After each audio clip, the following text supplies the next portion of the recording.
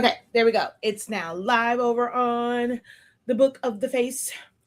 And I'm only doing live on, honestly, not honestly speaking, 365 Creative Academy on YouTube. I really have to start narrowing down. Like I got to go back to where Silhouettes Anonymous is just silhouette stuff. I really don't know what all to do on, honestly speaking, because I don't do a whole lot of, even though we still have the product line, like that was mainly our platform to promote the product line. And since we don't have any magenta ink, it's like sometimes it seems pointless on there, but we do have Sublimation paper that we need to get rid of. So I need to kind of go back to separating the platforms.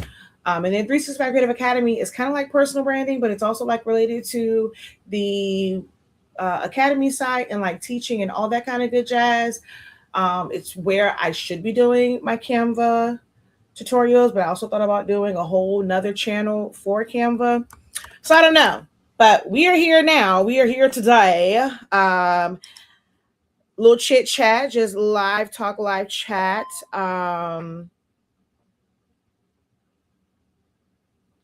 Hold on.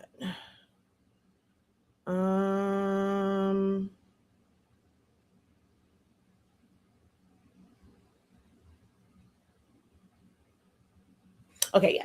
Anyway, I need to clean up. There's atrocious in here. I got to start prepping for like and being more organized in here to prep for grad season stuff. And I have a couple or other orders that I have to do. So, um, yeah, I need to do. Let me see something.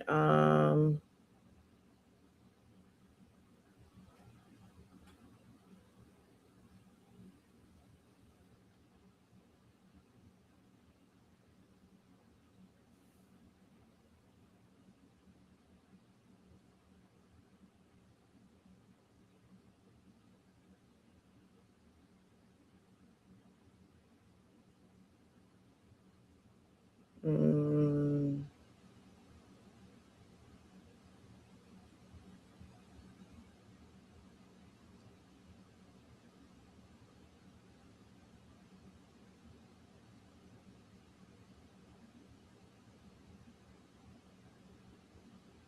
okay.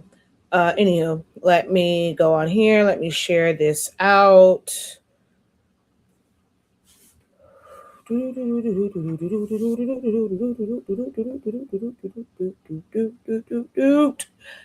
How y'all doing today?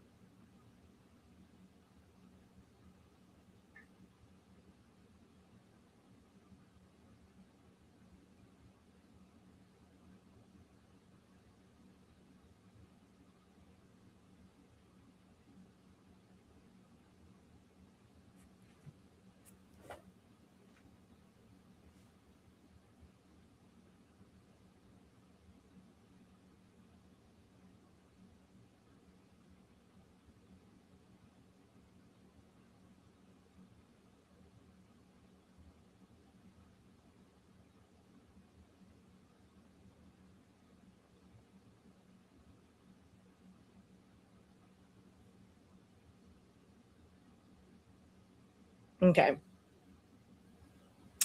So share. Let me share to a group. Boom, boom, boom. And next. And oh no, wait. Oh crap. That's not what I did not actually share. Let me see. Select all, backspace. I didn't and whatever. I'll just post it.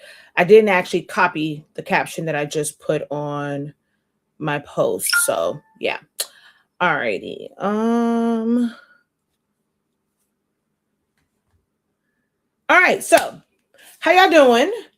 I know that this is probably gonna, I'm probably not gonna see the numbers that I want to see because I'm not live on my two top platforms, which is Silaholics Anonymous and Honestly Speaking.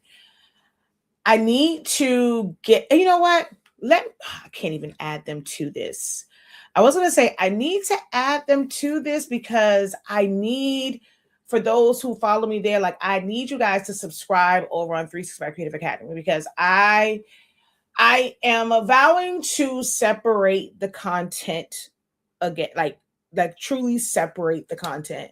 Like that is my goal, is to separate the content and make each one, like do the content for each platform what's supposed to be on there.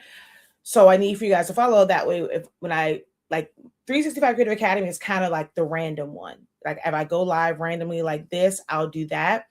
I'll come back to you. No. So it's not that. Like meaning I would start a new, like, because I have to do it separately anyway, because of the way StreamYard, like now this is truly a hack that I end up doing for StreamYard, because that's the platform that I use to be able to broadcast to multiple locations. So right now, I'm streaming to Shaquille Lavelle, which is technically a personal profile, but I don't have a personal profile because Facebook took it away. So it is still an extension of business for me.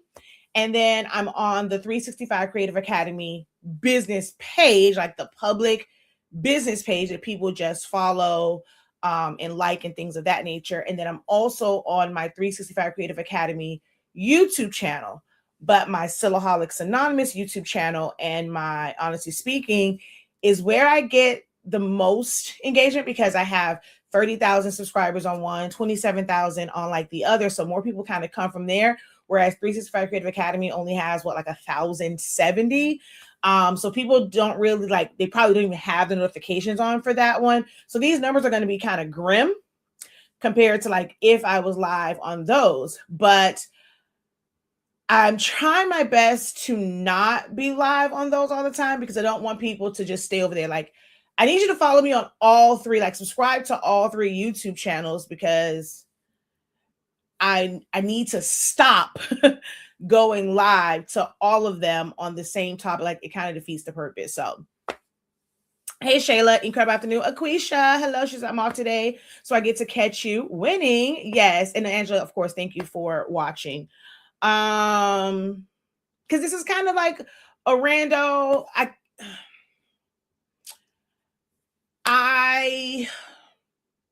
Can I be honest? Can I be honest, open, vulnerable? Like, I like doing these, but I know that I shouldn't do these.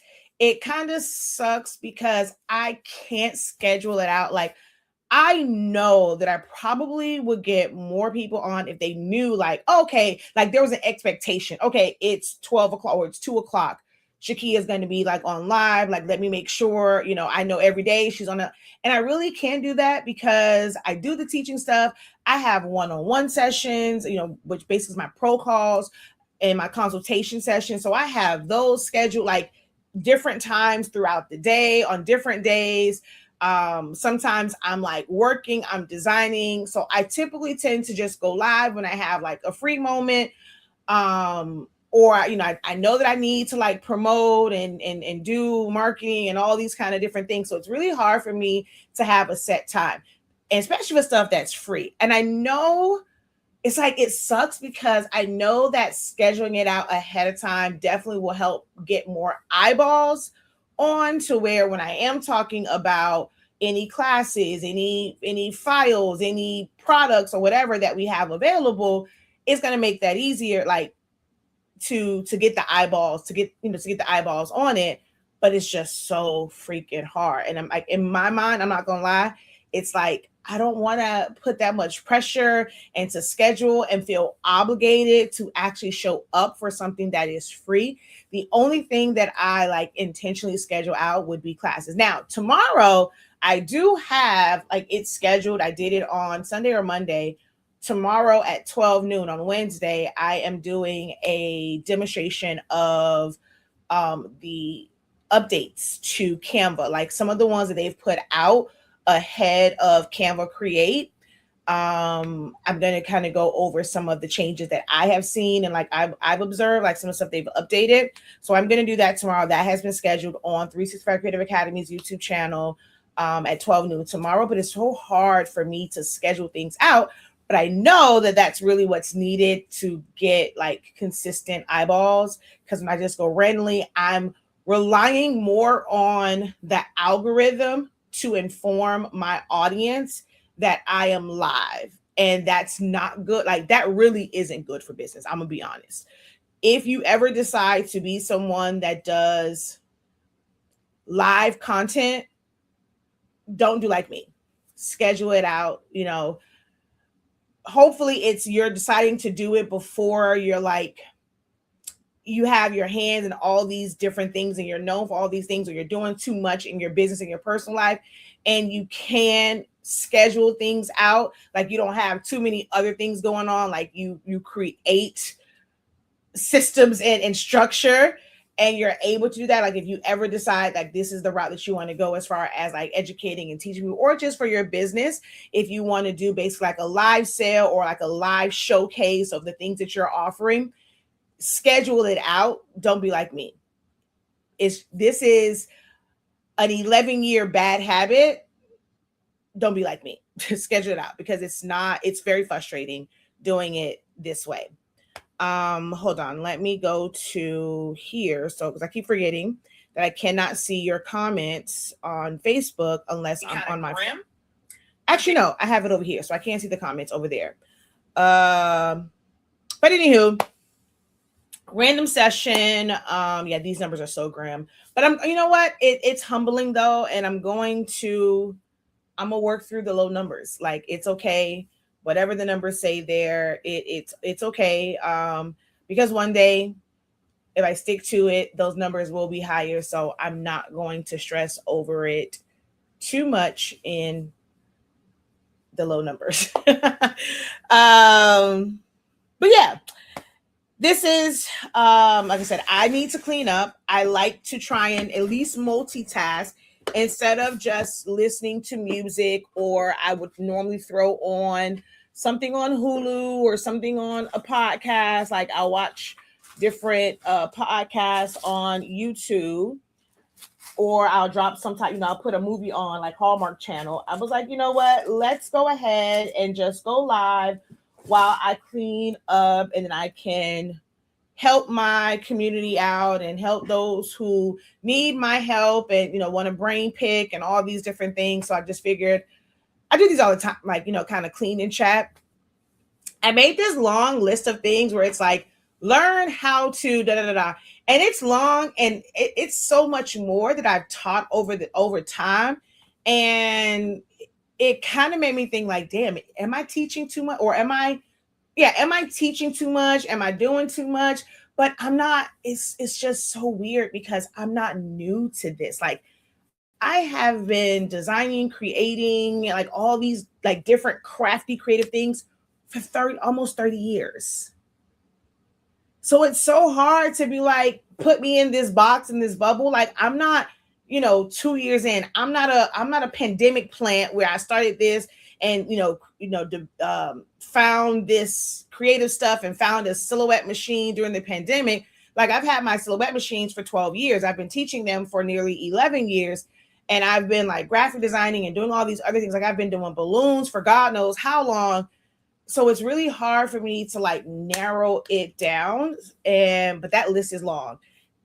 They say that that's a bad thing because then you're not known for anything, but I don't know.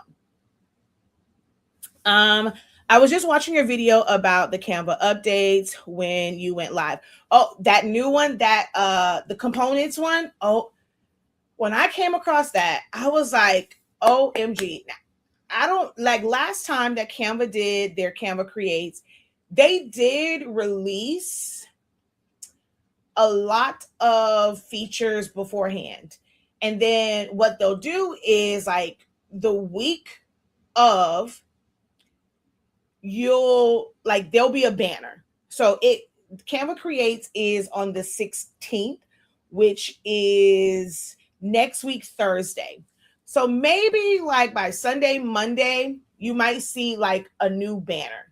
Normally, that's the way to unlock all of the features. And like for those who want to go to like the new version of it, where they don't roll it out, like they don't force you to go into it, like they kind of like beta test it.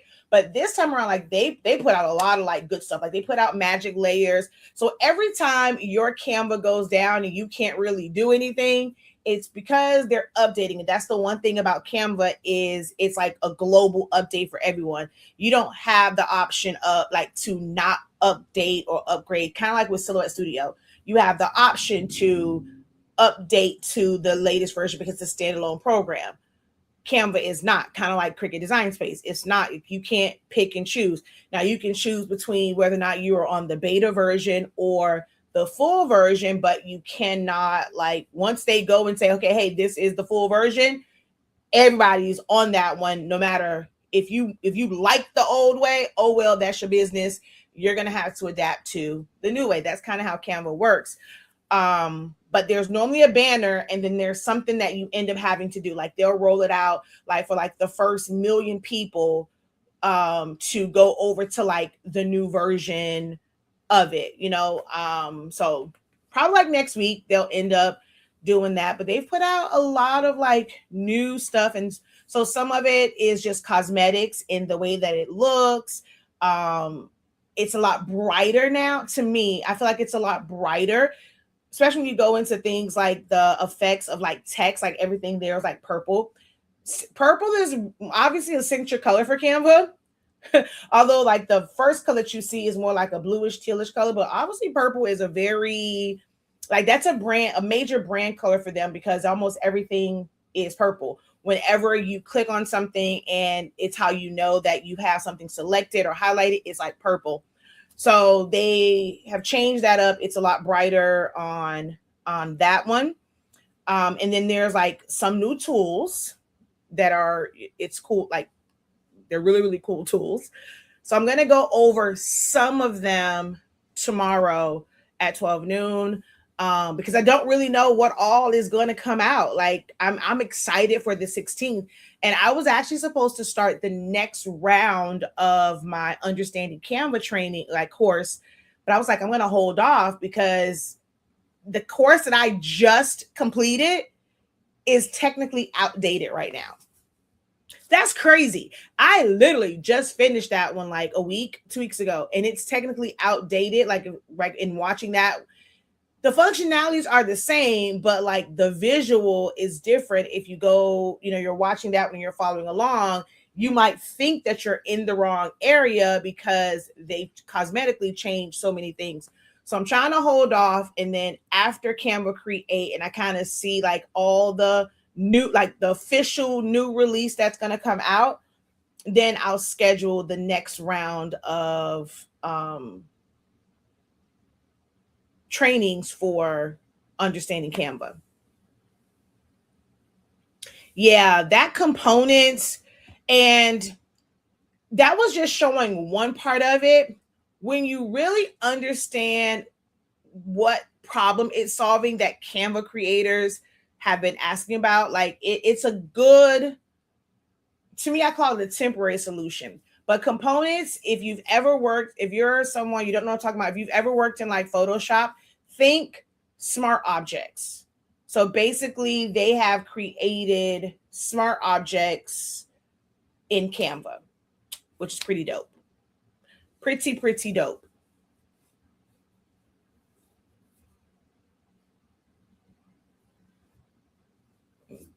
Excuse me. So what's up with you guys? What are you all working on? What are you looking for? What type of things would you like to see? Like if you've been using Canva and you've had like some challenges in it, you feel like it's missing something compared to a different program that you were using, what are some of those things that you feel would be a great addition to Canva? But also just what are you guys like working on? If you are someone that just creates for personal reasons, and do you have any major events that's about to come up that you're about to work on things for? If you're someone that does it for a side hustle or a business, what is it that you guys are working on right now? I don't like, I still make custom items, but it's not primary for me. Um, I have to cut back on the things I do because I'm in a much smaller space now. And the orientation of this room, my mom likes to say that this room is bigger than the room that I was in before, but the orientation of this room is totally different. So it might be a little bit longer than where I was at, but like in my other room, like I can have shelves going across. Like y'all saw, like before we moved to like my mom's over moved like and then moved back. I'm able to make like that big L shape wall, like my machines and stuff were up there. I don't have that luxury in this room. It's like there's two windows in here and it breaks up the room, and then the where the closet is like, so it's not the best setup, and I'm always like tripping over stuff. The storage in here is a whole lot different than previous spaces, so I'm trying my best to not take on a whole lot. Like I don't want to have my house full, like things overflowing in there, because even absolutely hates it. So I'm limiting what all I do. So I don't do a whole lot of like custom things now, where I'm always looking for new customers. Now, my previous, like my returning customers, they keep me kind of busy. Like I have some tumblers that I have to make for an alumni picnic. I have a few other, I can't really say what the other party is, but like, someone contact me for something that's really special in a couple of weeks. I have some party stuff, like some birthday stuff that I have to do. I have some grad stuff I'm already working on, but I try and like limit it. Even though I have like a lot of equipment, I have a lot of supplies, I just don't have the space to really like be navigating through all of it. So a lot of these supplies just kind of sit, or they just become like every once in a while, they're like personal use type stuff. I don't have as much like working surface to like put things down and like be able to like do things, and it's just weird now. So I don't do a whole lot of the actual creating of things. It's more like the teaching part of it. So I've been out of the, I don't say out of the game, but I haven't, like, I don't create anything new. Most of the stuff that I'm doing now is like, it's previous templates. It's like templates from years ago. All I had to do was just change out the information, change a color or two, and that's it. Some of the stuff that people are designing, I don't think I would ever really adapt to that anyway. I'm not a big fan of the design trends, which is why I'm glad that I have like repeat customers who like how I design. They like how I do things, and they're not really influenced by a lot of the stuff that's like in the craft groups or like the stuff that's out there. I'm grateful for that. I'm working on some grad items and baby shower items. Okay. Digital products, mostly graphics, and start a new website to sell them on. Which platform are you considering, Angela, to sell your digital products on? And it's so weird. Like, I mean, class, I get it. Like class wise, that's considered to be like a digital product. I've been selling templates and things, but I don't sell a lot of edible design files. And it's like, I know a lot of people are looking more so for that, but I just cannot. It's really hard for me to have this mindset of creating these digital products that you're just selling for, like, if it's like a template, like an edible design file, where people are selling them for like $5, $1. Like I've been on some things like, I mean, it's great as a consumer to go and buy it, but then for me, I'm like, baby, I could never. I'm not putting nothing on no Etsy or no shop, like something that is like almost all of your products are under $5. Some stuff maybe like $10, but people price their stuff so low, and I just can't do it. You're using beacons, okay? So I haven't really people have asked. I want to really put out the grad fans, but I want to be able to put it out without having to do a whole, like, I don't want to make a bunch of new stuff. And sometimes people be wanting to see it with 2026. And I'm like, why? Like, if I go and I put it out, I don't care. If I show it to you in, oh, crapola. See stuff falling everywhere. If I show it to you with 2025 on it, it's going to look the same way, whether it's a 2025, 2026, 2028, or whatever. So, and then I'm like, then I have to create new content. I am not a content creator. I actually can't stand creating content. And what I mean by content is like short form.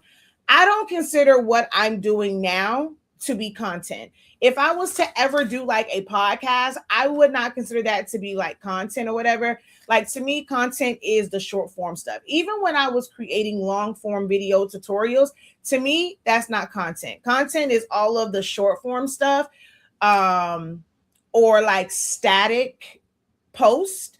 I can do the static post somewhat, but I'm like, I'm just not a content creator like that. I don't like doing it. I hate the fact that this is like the people have latched on to it. It's like it's so microwave and so like popcornish, and people have just latched on to this short form content creation. Like people's attention spans are really, really short right now. It sucks because that's just not me. And people's like, oh, you have to adapt to it. That's what you have to do if you want your business to thrive. And I'm like, why? Like, y'all need to work on your attention span. Why is it that everybody just wants like popcorn and microwave and like quick fix stuff? And y'all attention spans are so short. Like, this is annoying. I hate content creation. I can't stand it. I can't stand it. I can't stand it. I can't stand it. I can't stand it. I'm having a love-hate relationship with print and cut right now too. I'm working on some of your grad fans. And you have silhouettes, right? You have silhouettes, not crickets. What's happening with your print and cuts? Let's talk about it. Thank you for hopping on during your lunch break, Shayla. And this is the other thing too, right? Like well, maybe after April, like in May, I'll probably be able to do like early morning things because I'm in a community called the Morning Meetup. And it's like every morning, 8 o'clock. Well, really like 7:45. We are on, and like they have like book club, and then like they'll have like a lesson. I mean, it ends at 9. Like if I actually am disciplined, I can probably get on at like 9 o'clock because I wouldn't be able to really do a class like 8 o'clock in the morning because I'm still getting Zion Imani ready for school. I'm normally like on the morning meetup call, and I could just kind of unmute, like sometimes comment on things, but I'm normally getting him ready. He has to be to school at 8:30. Then I have like it's like the last 30 minutes of the call. And I normally sit in my car for that, but I can probably go live or do certain things in the morning around like 9. And I'll probably attract more like West Coast, Pacific Standard Time, or like Mountain, maybe some Central if I'm doing something at 9. But it's so hard right now. Like I'm not gonna lie. Sometimes I miss the pandemic life because people were home and I was able to do classes like starting at 10 o'clock, 12 o'clock, 2 o'clock. Now it's like everything has to be done in the evening, and I feel like I don't ever have any like real free time. I can't just sleep. Once I'm up in the morning, it's a little bit harder to go back to sleep. I have to still pick up kids. I have someone I have to pick up at 1:50. Then I have to go pick up Zion Imani at 3:05. Then I have to go pick up MJ at 4:30. So it's like I don't have the luxury of like owning my morning to do other stuff. And then my kids aren't here. So it's not like family time then, but the evening, like I have to be able to make dinner, eat dinner, family time, all that. But it's like because people are back at work, people are not doing business full time, really. Like it's kind of a side hustle for them. The time that they're available is in the evening. I'm in the first time zone. So when I want to do something like at 8 all the other time, or like 7, instead of doing it like at 8, all the other time zones are still like in their commute from home. So it's been really rough trying to navigate and figure out the best way to like schedule everything out. But I thank you for hopping on during your lunch break. Sometimes it reads the registration mark, sometimes it doesn't. It's like my machine has an attitude right now. So make sure that the marks are in the right place. So I'll tell you, do I have one of them that did it? Hold on, let me see. Let's see if I have one of the printouts that did it. So I was printing from my Canon and it kept messing up. Like when it would pull, like I don't know what was going on with it. When it was pulling in, it's like skewed and the registration marks were like all off. Now, I'm an expert at this and I know how to finesse it or, like a hack. So the ones that printed out well, or like if I would print it like just the registration marks, I'll print out a blank page from like the Epson one and it came out perfectly. I would use that one and put it down on the mat, and then the skewed one, I have to put that on top of that one and like line up the registration marks, because it was either kind of slanted or it printed it up too high and it couldn't find it. But you have to not panic and think about things like that. So I just printed out one that was correct and I put it on the mat, and then I took it was a sticker sheet, and I put it on top and tried to line up, like I'm like looking through it to try and line up the areas of those registration marks. And then I just taped it down with like masking or painter's tape or masking tape, just so that it doesn't move, because the other one was technically underneath there and it would register. So you have to make sure, like there are a lot of factors to it. You have to make sure that it's coming out of your printer correctly and those marks are in the right spot, which is why in the print and cut training, I stated you need to learn where your marks print out at. Print out blank sheets. Like if you're using 8.5 by 11 paper, and like just max it out. Because I'm always going to recommend that if you have certain printers, like you max out your insets, like you push the registration marks out. But however you plan to use it, like you want to print that out, or maybe just like in the middle, type like what that setting is. If you have your inset set at 0.5, 0.625, or whatever it is, put it in the middle, print that out. Now you have a template. Now you have a guide to where if something doesn't print correctly, it's not a wasted print. You're able to somewhat salvage it. And also,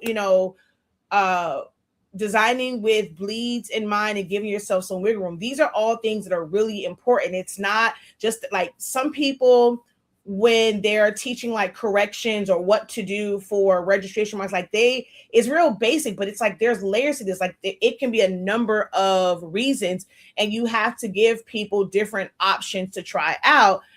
And once you try them out, like putting it in a notebook so that you remember what your troubleshooting steps are. Hi, Jerry. How are you? Welcome. Thank you for hopping on. But yeah, that just happened to me. I was doing some sticker sheets and it just kept pulling into the Canon all wrong. So it's not even a matter of the machine having an attitude. It's probably the print. Your printer is probably the one with the attitude.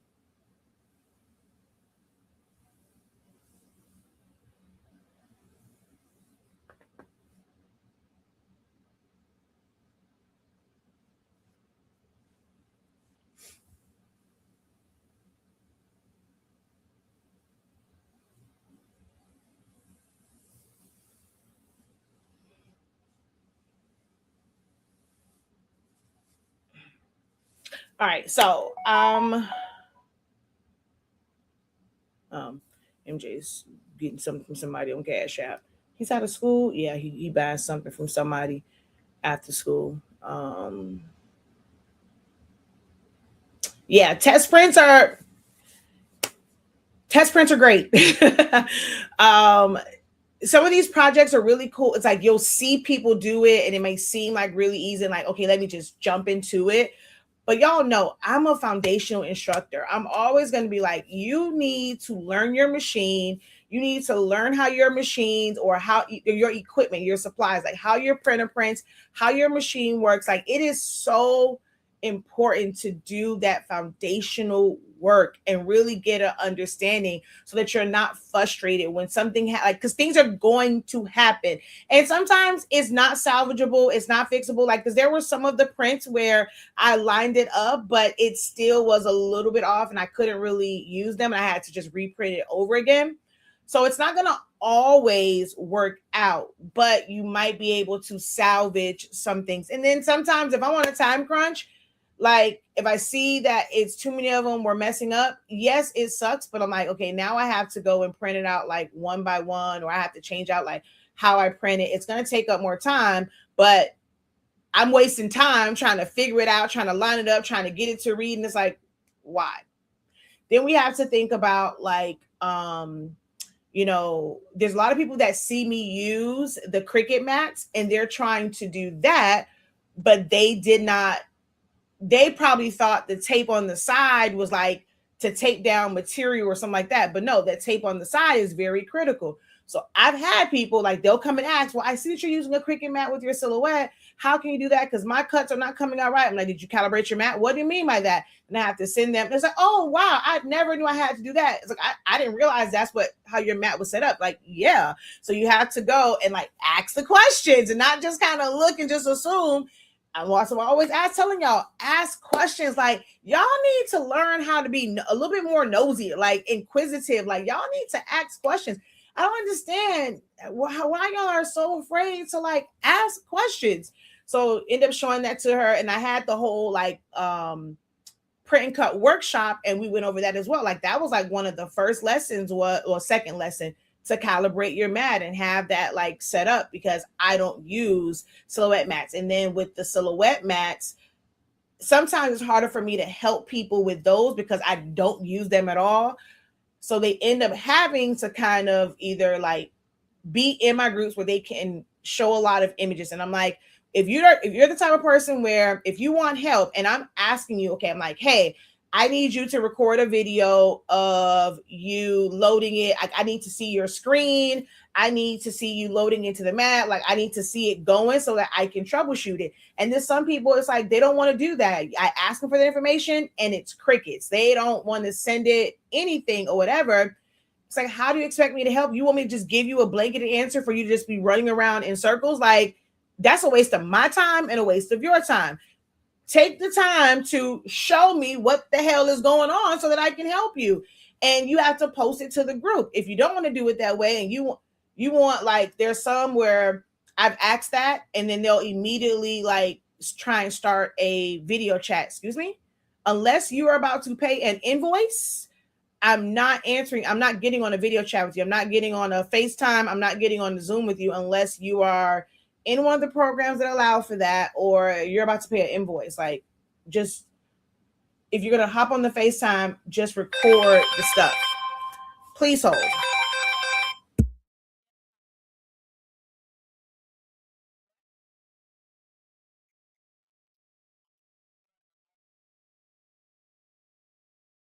That kid is always begging for something. Him so aggravating. Always asking for something.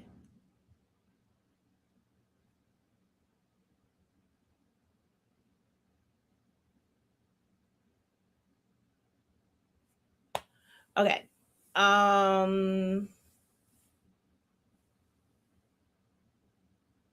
Yeah, my machine just heard you, was like, let me cut for the professor.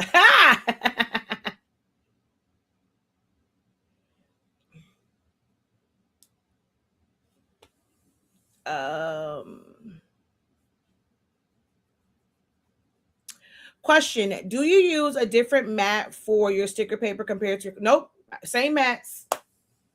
And now, because I use, like, I loved the other reason why I loved Cricut mats before was, one, the smell, which I was so mad when they took that smell away. But the ones that had the smell, they also lasted a whole lot longer. Like I have a purple one that's a strong grip mat, and that thing is still super sticky, even with it being like all gunky and stuff. I clean it. Like I love that mat. I love the old school mats. They don't stay as sticky as long now. And then like when you go to wipe them. So before, some people they soak them and they'll do all the different things to like clean it or whatever. Like I'm able to use like just a Lysol wipe. And before, you just be able to wipe it, it'll take just the dirt part up. Now it's like it's scraping it down, like taking the green off and going down to the white, which sucks. I used to be able to spray the Dollar Tree awesome spray on it and like wipe it down, and it's almost dried instantly and I'm able to use it. Because before they used to tell you, put Dawn soap on it, soak it in water and like rub it. And then you have to go and let it completely dry because then it's not going to be sticky. I ain't got time for that. So the new ones now, like you rub it any too hard, like you're scraping all of the adhesive off, like down to the white meat. So it's kind of weird when it comes to that. Like it doesn't matter what you put on it. To me, they all lose their stick. If it's light paper, if it's heavy paper, if it's what, it all of it loses stick so freaking fast. So now I just keep masking tape or painter's tape handy and I just tape everything down because it's ridiculous at this point. So they all get cut on the same exact mat.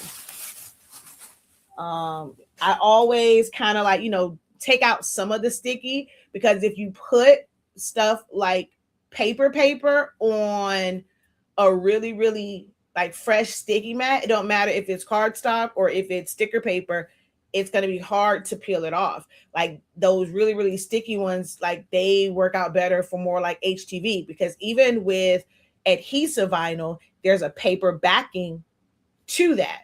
So if you end up putting that on like a fresh mat, it's going to stick to it anyway. Anything with any type of paper backing, it will kind of like stick to it. So I like super sticky ones. I'm like trying to de-stick it. I like them once they're kind of seasoned and then it's like just enough stick. So if I use a brayer to get it down, but it's like it'll come up, or it's like I have to use tape. So that's like when my mats are ideal.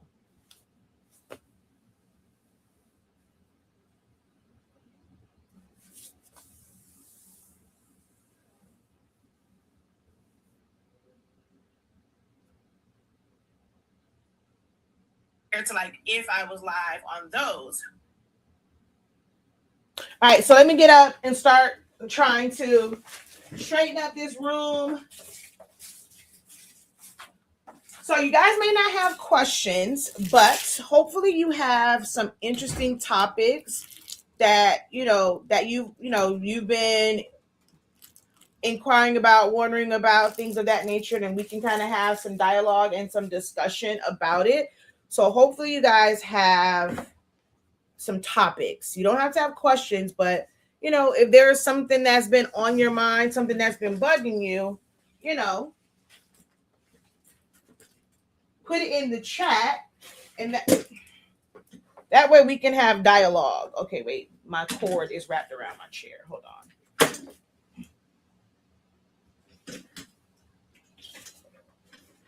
Oh, but before I was saying, I'm in the morning meetup. Oh, that was just the machine. So in about a month or so, I'll probably be on live a lot earlier because they are switching to a new format. And although I love the morning meetup, I like the community aspect of it. It's what I wish I had. It's what I tried to build in like my creative lounge, where it's like people would get on, where you're able to laugh, kiki, your people are engaged, you're discussing things. Like it's what I wish I had. Like people actually unmute and they talk, they're typing in the comments, like the whole time we're on, like even when we're just kind of like making side jokes or whatever in the comment section, it's what I wish I had as far as a community. And it was $19 right now. Now I understand like they're trying to elevate and things like that, and they want to go to $97. For me personally, just for a community aspect, where the community part of it is what is like the main part of it to me, some of the teachings where it's just kind of like talking and not really like action-based things, it don't really work for me. Like I don't, for me, the value is not there to spend $97 for it, because that's going to be their new price. Oh, that's the mailman. Their new price is going to be $97. And although I appreciate them. I appreciate David and Donnie. For me, where it's not like you're actually teaching something. To me, having a dialogue and having a discussion and like the way that they do it, it's like, to me, that's not teaching. Like, let's say like right now we're going over that they were talking about like content. If you're not doing something where you're like kind of showing someone camera angles or lighting, or if it's like editing, you're going to go in and do like a demo on, okay, this is how you would edit and do that. To me is like teaching. And that's where sometimes that higher price, even though it's like 97, at least it was like 1 or 2 days where there's some type of like really hands-on teaching that's like really, I don't know how to explain it, because I know they probably consider what they're doing teaching. That could probably justify it for me, but just to it's a lot of like just dialogue type stuff. I can't see myself paying $97 for that. So after my month that will like I'll be in there like under my current plan, and that month I won't be in anymore because I'm just not paying $97. I'm gonna miss it, but it'll free up more time for me. What I'm going to miss is that community aspect and kind of having that daily thing, which again, I wish I had for me, where I had a daily community where people came on and were actually talking and engaged every single day. I'm going to miss that, but I'm not paying $97 for that. If it was teaching, that'll be different. Like showing some type of actual demonstration of something, that will be different. Showing a specific program, hell, showing because they both do fake YouTube. If you were showing like the back end of YouTube or something like that, like to me, that would, maybe the price would be justified, but the current setup, for me personally, it's just not, I don't see the value in it. So I'll have some more free time in like by May. And I'll start to do things a little bit earlier in the morning.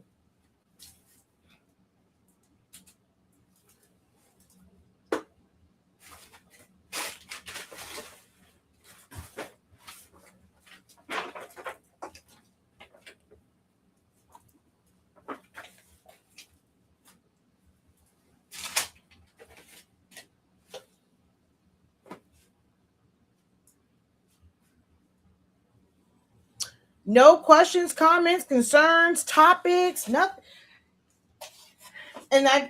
So I mean, maybe this will help you guys figure out like your business. Like, I'm not sure if any of you all feel stuck, and it's so many times where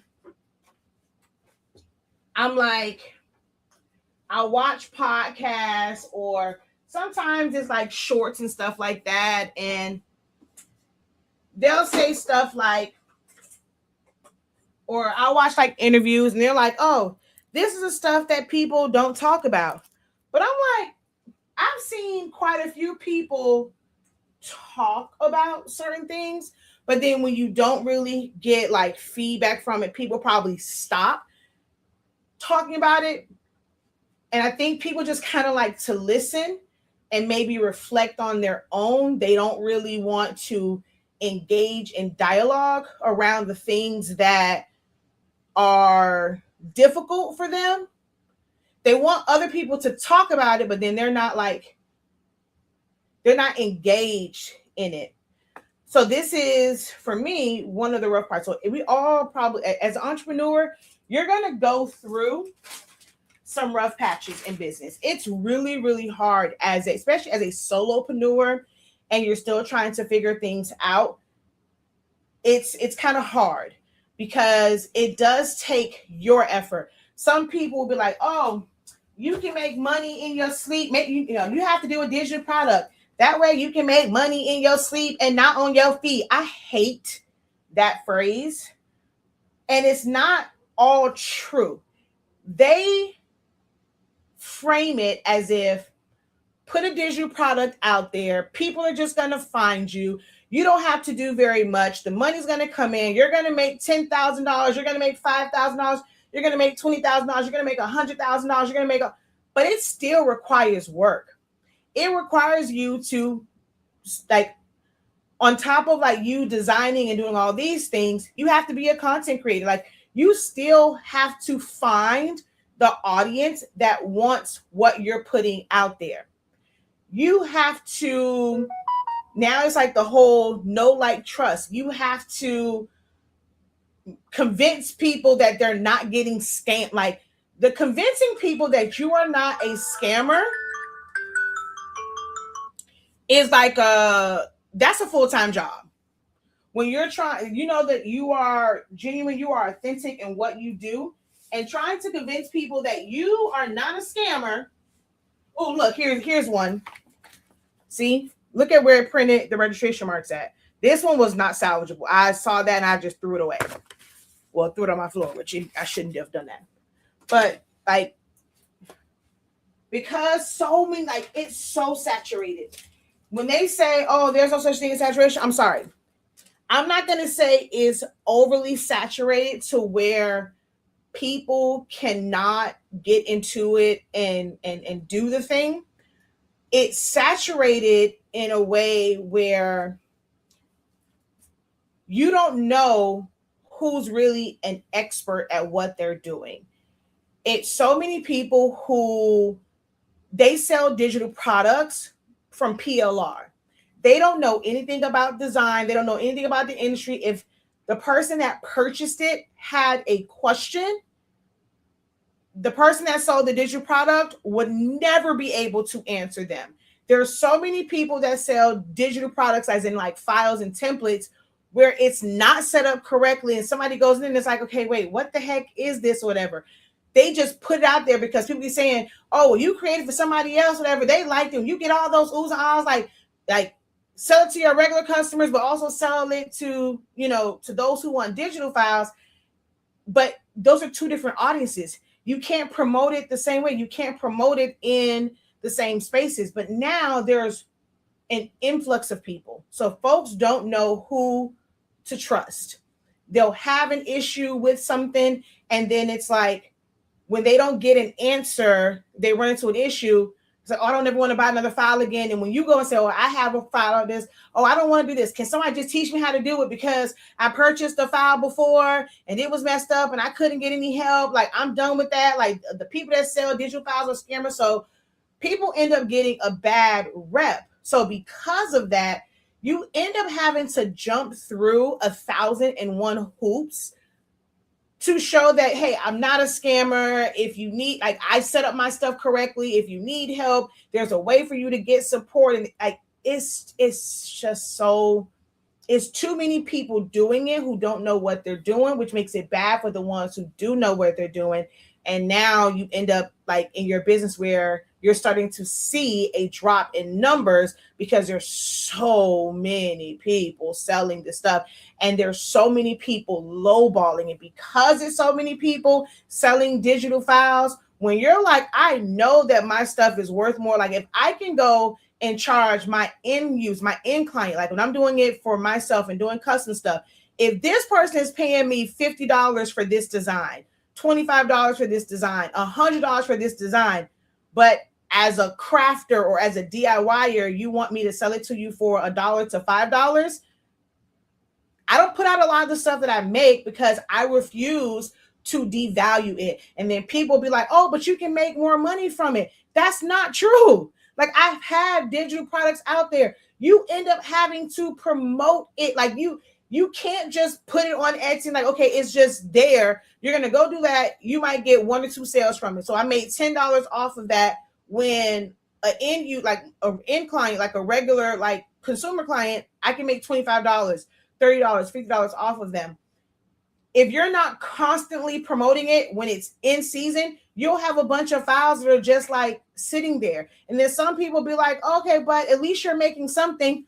Not when I had to make a thumbnail, I had to make a title, you have to make a description, then you have to go and you have to, like, that's too much. And that is too much work to be doing for a couple of dollars. So a lot of the stuff that I create, I'm never making them digital products. Like I just can't sell myself short in that. Like I rather deal with my customs clients, and I can send them an invoice from anywhere from 2365 to higher. You know, I've had some things that I've done, and it's like $500 for a design suite for a wedding or for a brand. Like creating someone's logo and all their branding stuff, that's $1,000 job. But it's some people in craft or like, oh, I need a logo, and then but they're looking for a logo to be created for 25, but then get mad when the person uses AI. But if you want like an actual designer, we're not charging crackhead prices.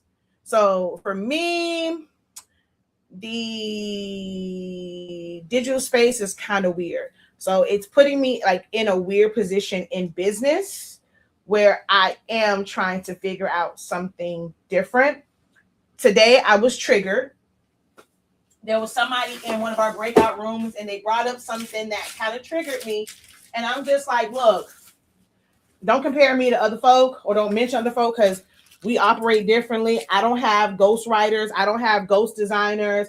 I don't have people making my products and sending them to me so that I can just show them on camera when I haven't made anything whatsoever. Like that ain't my ministry. That ain't how I do business. So I can't operate like that. Like you can't tell me to look into this person because I can't operate that way. So it's just I've even got to a point where, I don't like, nobody likes to feel like they failed at something to where, not even, because it's like there's money that still comes in, but the whole process of it is just not fulfilling sometimes to where I'm like, I just want to go back to, I want to reset my brain sometimes and just go back to a W-2 job. But the way my family dynamic is set up, it's better for me to be a stay-at-home mom. So, hi, Renika, how art thou? It's funny, and I meant to do, I guess you just follow me, or maybe you follow us, like, not say subscribe, because that's on Facebook, but it was like, your thing came up as a suggested friend request.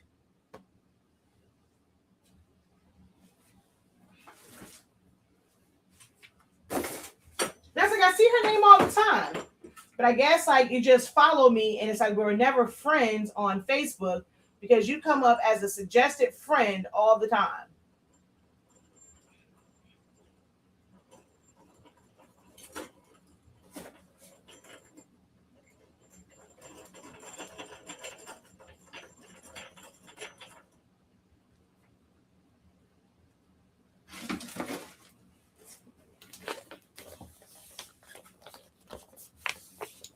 I wish I could be a stay-at-home mom. It's not always like it. I have mental breakdowns like all the time. Like I know a lot of people say like they wish they could, but to me, it's worse than entrepreneurship sometimes. Like, yeah, which is why I like, when it comes to outsourcing, and this is the thing I taught in creative business, is sometimes the best outsourcing is not even directly for my business. It's the things for the house so that I can be present for my business.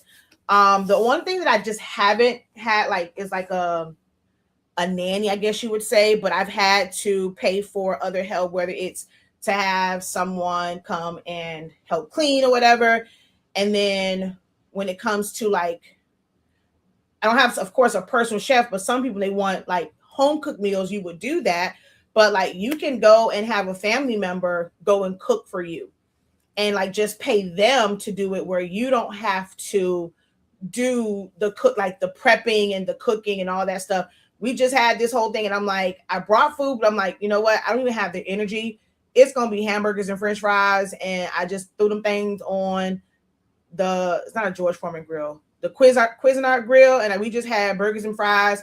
I made homemade coleslaw for it or whatever, but like like red cabbage slaw, and we just had that. But tonight, well, I don't know if I'm gonna make meatloaf or the chicken because MJ said he didn't want the meatloaf, but I really am in the mood for some meatloaf, and I have to. Even me and MJ like the potatoes out, like the instant potatoes. We ain't got no problem with it because I doctor it up. Even doesn't really care for those. Zion Imani don't eat them at all, so I end up having to make rice for Zion Imani, and it's a certain way that he wants the rice. But even wants like fresh potatoes. He likes mashed potatoes with meatloaf. So now I have to like go and like boil and peel and all that stuff to make fresh potatoes, and it's like, ugh. And then like the constant back and forth, like having to go pick up. So it's not. Sometimes my family knows I need to be here, like to be able to easily go pick the kids up, and like even leaves out for work at like 4:00 in the morning, 4:30 in the morning to be on like the 9:15 or 9:19, 5:19 train. Sometimes even doesn't come home until 9, 10, 11 o'clock. So like there's no being married, there's no help. There's no assistance. It's like being a married single parent because everything falls on you. Bathing, homework, playing around, just playing with them, like playtime, everything falls on. So it's not the greatest. And then because you work from home, the expectation of everybody else is if like you don't have anything else. Like I'm not a stay-at-home mom. I'm a work from home mom. I'm a housewife, I guess you would say, but I'm a working wife.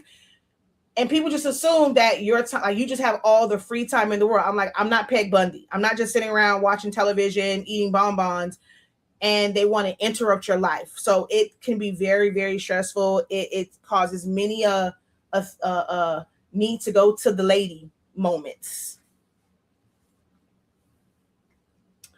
I love these chats. I love these chats you have. I want a community like that when we can vent about having, and that's what I wanted with the Creative Lounge. Like that was the original premises around that, where it really was a safe space to be able to talk about these things, but it wasn't received well.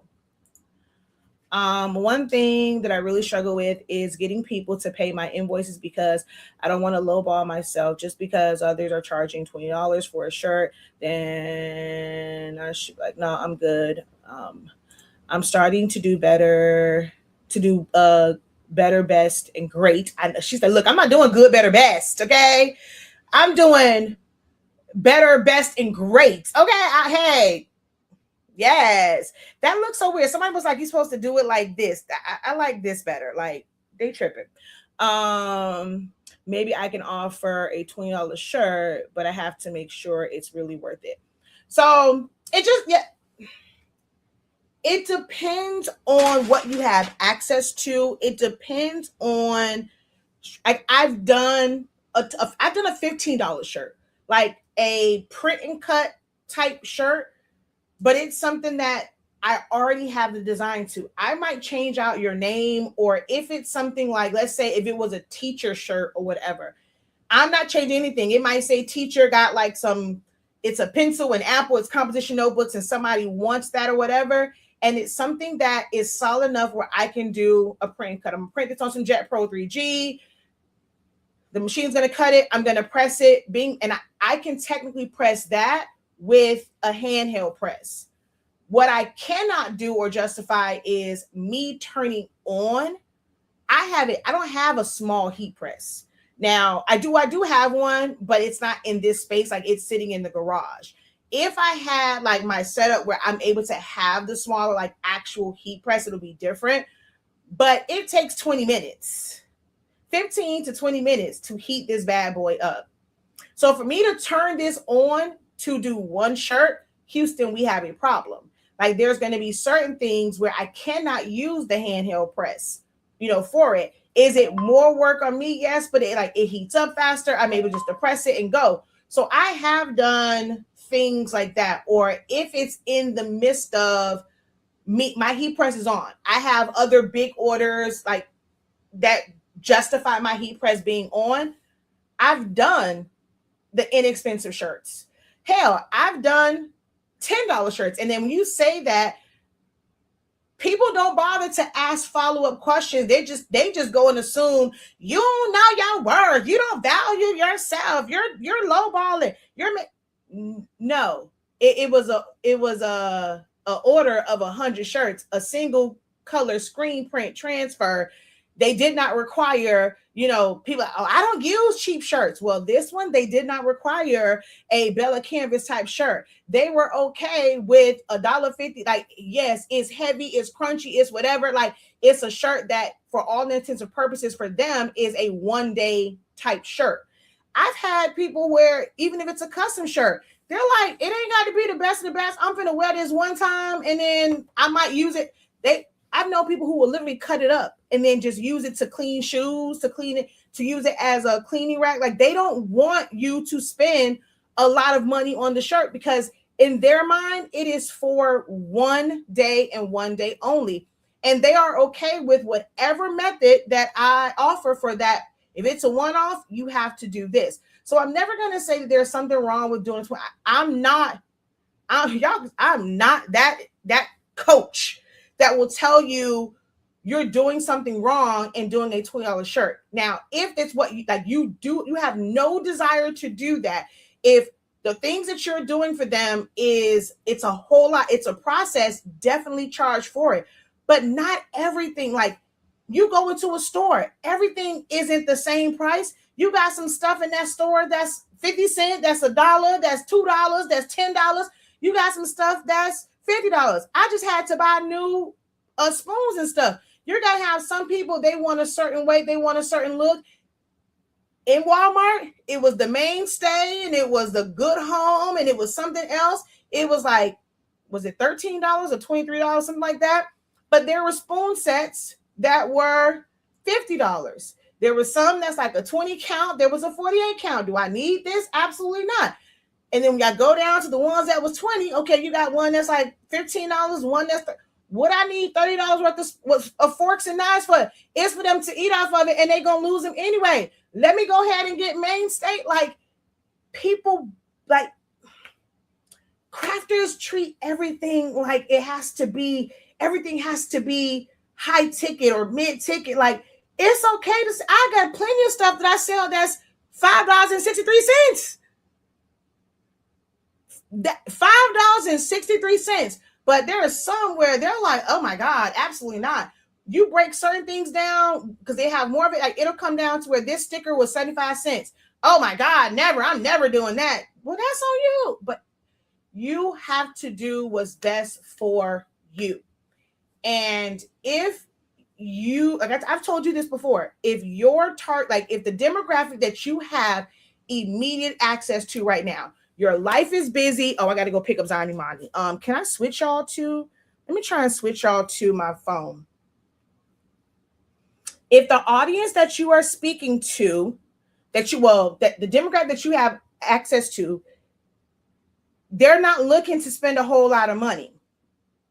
If you are not willing to put in the work, or you're not saying you're willing, if you're not able to, at this particular moment, to seek out clients and be able to attract clients and customers that are willing to pay more, they have different requirements.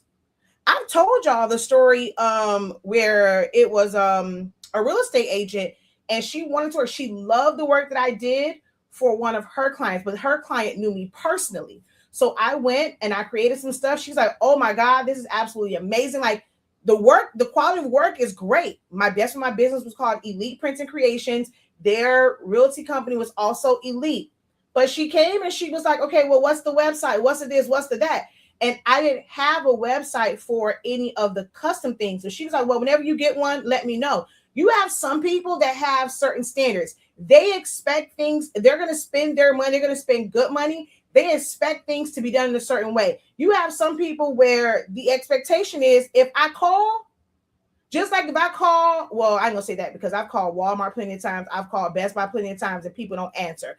But it's like there's some type of customer service. Like, they want to have that. They're looking for a website. They're looking for an experience. And you may not be able to provide them that experience. So you're never going, they got all the money in the world. They're not going to be willing to take a chance on you because they ain't got time for that. They want, their expectation is this, and this. And if you are just not there, that is okay. You have to work within what you are capable of doing, which is why we do a lot of talk about capacity in my business program. What is your capacity? Your pricing, who you're marketing to, it should line up with your capacity. If you are somebody that can't do last minute things, and it's somebody where it's like they're always looking for last minute things, like it's like, oh, I have this, whatever, and you got to be able to execute right then and there. You're never going to be able to satisfy that type of client, like that type of client, and they will have all the money. But if that's something that you can do, when they need something, you're at work, they're going to bypass you. Hey, you ain't never available when I need you to do it. They're going to bypass you.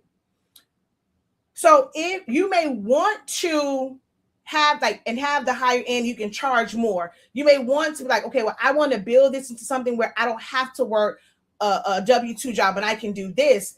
Well, in this slow season, instead of focusing so much on the bigger stuff, this is where you are figuring out your systems. This is the part that y'all are missing. Y'all don't want to work on systems in the slow season to prepare you for the thing that you were saying that you're wanting. The reason why God won't give it to you is because you're going to fumble it. Like, not saying you in particular. I got this on the screen. Let me take this off. But people will fumble that opportunity because they did no prep work. And then it's like, if you didn't do any prep work and you have this opportunity, there's somebody that can probably help you get over that hump and help you like knock this out of the park, but they're also going to want to get paid. And then some people are like, well, I don't have the money to do this. Like, I really need all the money from this opportunity, so I can't pay you, which is why in the slow season, you have to be on it. Even when it's not making you any money, you cannot look for instant gratification. So if right now, your reach can only be the ones that don't want to pay 20, stop offering the thing. Work on the back end, hone in your skills. I know you may want to make certain things, but it's like, if this is what they want, I'm not going to give you my great for $20.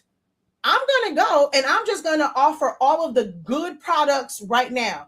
And when I'm in a better position to pay for ads, go on trips and be in certain rooms, when I'm in a better position to where I can go to events and network with people who are going to pay more, I'm going to be ready with my best and my great. But for right now, all I'm going to put out is the good, because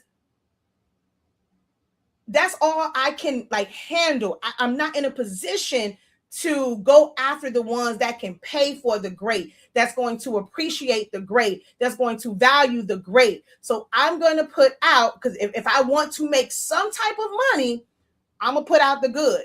Hey, these are my $20 shirts. If you want a $20 shirt, it's a minimum requirement of 3. Well, I only need 1. Well, I can't do anything for you. And we have to stop like being like, well, I want people to pay my price, and just be like, okay, like, that's fine. You can't dwell on that, because that's going to drive you absolutely insane.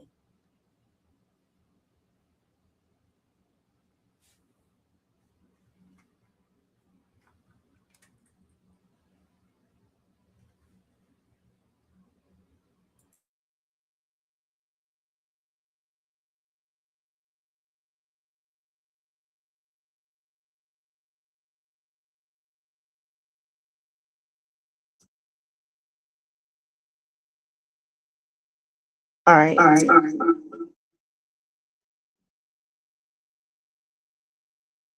Oh, wait.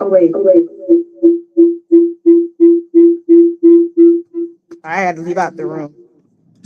It's going to keep echoing. All right.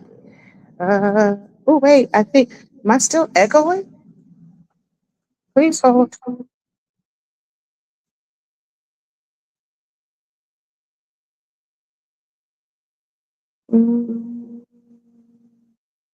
I wonder if it's just. There we go. It's just because I was in the room. It should be good now. Oh, wait. I can't see your comment once I leave. Hold on. So let me see. Yours was, can you recommend a paper cardstock for printed flyers? I would prefer a light sheen instead of glossy. Light sheen is considered satin, but to find satin paper or luster paper that is heavy, it's going to be very, very hard. Wait, can y'all hear me? Let me make sure y'all. Oh, Lord, it's 3:09. I'm so late picking him up. Can y'all hear me? Let me know in the chat. Yes, no, maybe so.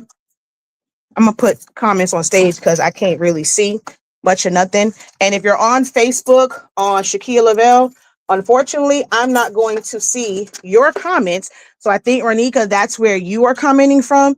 If you go on Facebook and search 365 Creative Academy, I can see your comments if you post there. But from Shakia Lavelle, StreamYard does not show me the comments. You'll probably still be able to hear me. It's gonna go out when I move away from Wi-Fi. You'll still be able to hear me. I won't be able to see your comments. So you have to go over to 365 Creative Academy on Facebook. Just type it in and I should be live on there and I can see your responses, or go to 365 Creative Academy on YouTube and I'll be able to see your responses. But from Shakia Lavelle right now, because I'm in the car, I can't see it.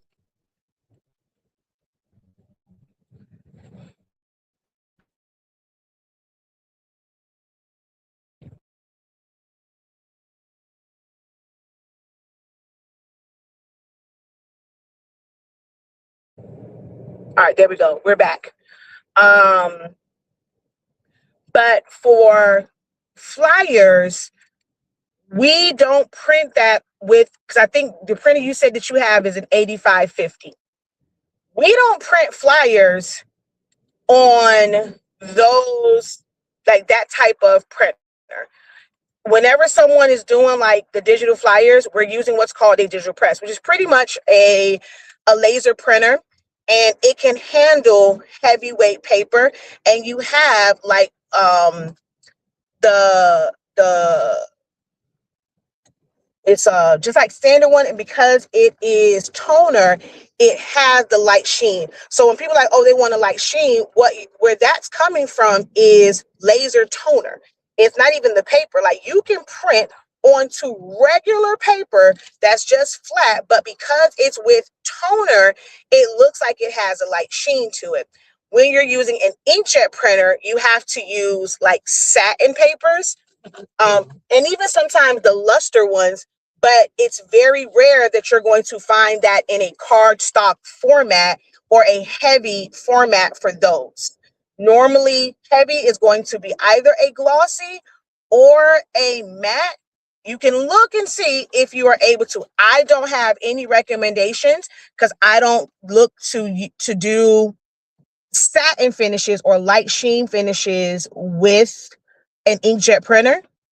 Like, this is why I geek out over printers. This is why, I'm always saying there's different printers for different things. For an inkjet printer, I'm going to do matte or I'm going to do glossy.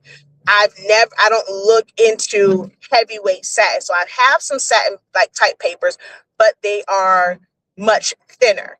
The ones that you can find, they're probably going to be too heavy for your inkjet printer. It's not going to pull through. Those printers, like the desktop printers, they don't have the mechanisms inside that's meant to do a lot of like heavyweight pulling. Which is why it may work over time, but after a while, the gears and stuff get stuck. It just doesn't pull in paper correctly because you're using heavy paper way too often than it can actually handle. Hopefully that makes sense.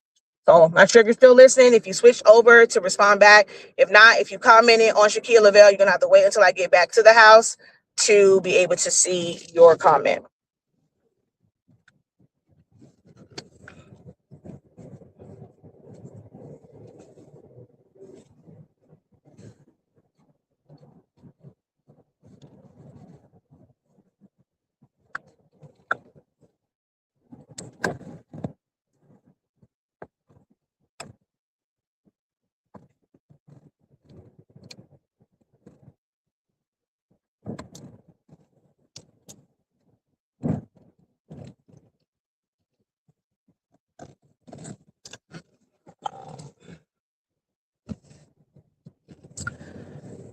So let me see. Okay, I'm gonna wait till I get in park, and then I'll read it as I go across the street to go get him.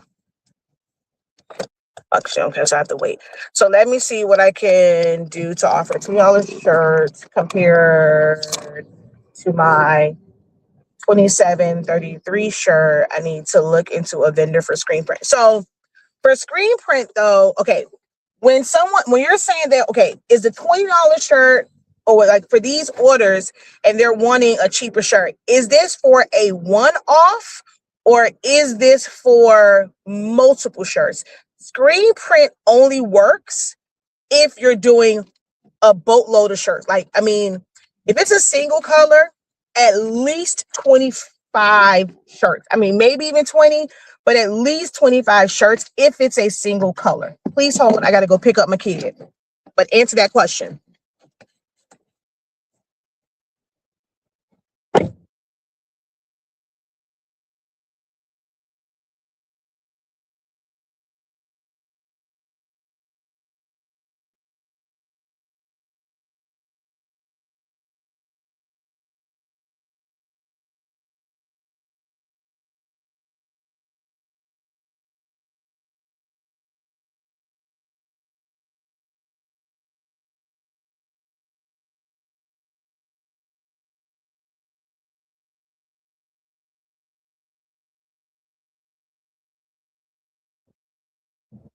The grass for burning, to refill rivers. No, we don't need rain.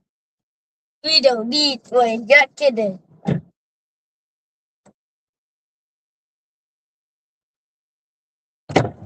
Yeah, we can't have a drought. You don't have rain, then it gets too hot, and that's how you end up with brush fires. So we need the rain. No, we don't. Just kidding. Because that tornado would not stay alive. Oh, good. Now put your seatbelt on. Can you buy me pet tornado? Nope. Why? Nope, I'm not buying no other pets. I don't want the pets that we have. Bruh. Promise I go feed it. Okay, that's nice. And like, what is that? What kind of animal is that anyway? An axolotl. Okay, what is that? Is that a lizard? Is it a dog? Is it a cat? Is it a monkey? Is it a frog? Is it a what is it? Is it a bird? No, it creature. It can go on land. Oh, it's like a creature. Okay, well, is it a snake creature? Is it like a bug? Is it like a lizard? Is it a reptile? Fish. Oh, it's like a fish. It could be any color, golden or that is. It's a fish. Yeah. It's something that's in water. Yeah, but it could sit on land. It can be on land. Is it like a turtle? I don't know. Google it. Oh, did you just tell me to Google it? Okay, I'll Google it later and see what it is, but I still don't want no more pets. Okay, so it's one-offs, so that won't work. Okay, hold on, Papa. It's like people get the block print on a cotton shirt and others in my area offer them for $20. It may be like a bootleg look. Hope that makes sense. Okay, so there was someone, what is her name? Is it Victoria? I think it's her name. She was like, she doesn't like the block look and this, that, and the third. And so what you're describing as far as what they want, well, at least how I'm reading this, let me know if I'm understanding this correctly. They don't want to pay your $27.33 for a shirt that's not inside of a box, right? But they'll go to others, and the others, their $15 shirts, their $20 shirts are ones that's just the box, right? So when they come to you and you're like, well, my shirts are $27. Well, you're not offering the same thing. It would be different if you were offering the shirts that are in a box and you're like, okay, for the same type of shirt, the same type of look, it is $27.33, and they're gonna be like, well, no, I can get this shirt over here for $20 or less. I'm not gonna pay you $27.33. If you're doing a different style shirt for $27.33, that's not the same thing. If that is what they're, and that's letting you know, for them, they're not looking for a branded shirt like a Nike, and like, people will put value on those, even if it's just a printed shirt. But the fact that it's like a name brand shirt, they'll spend $30-$40 because it's like the name brand. When it comes to, and that's to them something that it don't matter if it's, I'm going to a day party, if I'm going to this, if I'm going out to eat, if I'm going to the movies, like this is a part of my wardrobe. It becomes everyday wear. I can see, you can see the clouds moving. For them, they can see and they can justify paying that kind of money for this shirt because in their mind, they're going to wear it more than once. What we have to remember about certain custom shirts is most people think of them as a one-off shirt. Now, people like my mama, she don't care. My niece is now, 12 years old? My mama, I ain't gonna say my mama, hell, I still wear my niece's shirt from when she turned 6. Her Hello Kitty shirt, I can still fit it. And I will rock that shirt. There are some people where they're like, this is specifically for this reason. Even if they may wear it down the line, in their mind, it's for one occasion. Okay, well, it's so that all of us can wear this for the baby shower.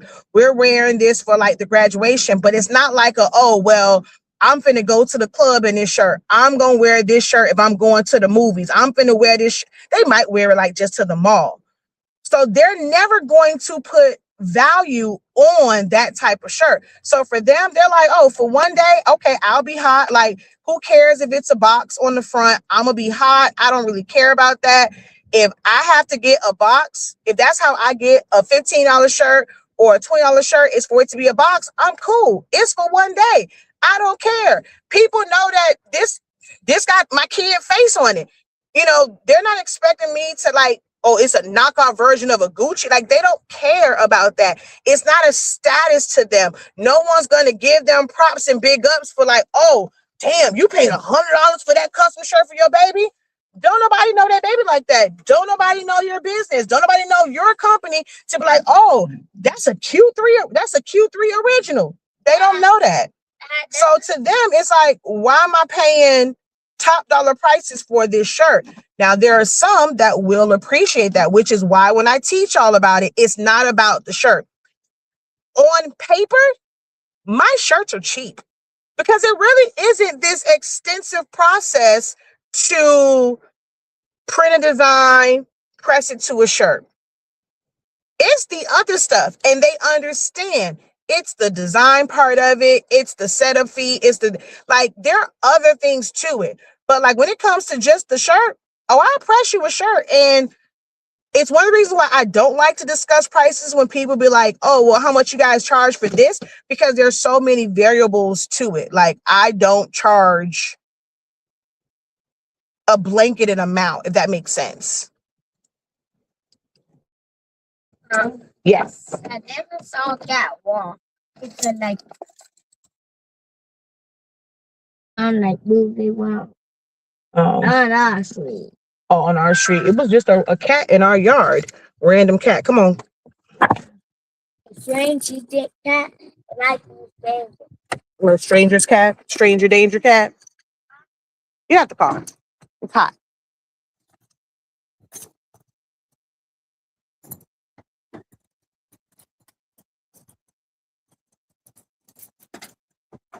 Woo! You okay? Sound like you fell out the car. I'm not okay. What's wrong? Yes, it. Oh, okay. All right, I'm about to switch back to the room. I don't know if that's, I may be talking to Aquisha based off her question, but for any of you, for anyone else, if that helps you, if it resonates with you, let me know. I just put my chair here because I'm cleaning my room.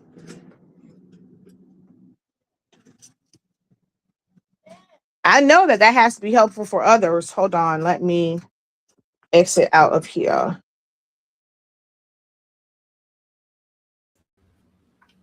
All right, I'm back. Can y'all hear me? Can you hear me? Can you hear me?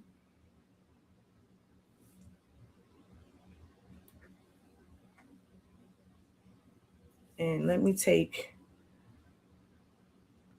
uh uh now how I get these comments off my screen, because I don't want these comments on my screen. Okay, show on stage. No, because I can now see the comments over here.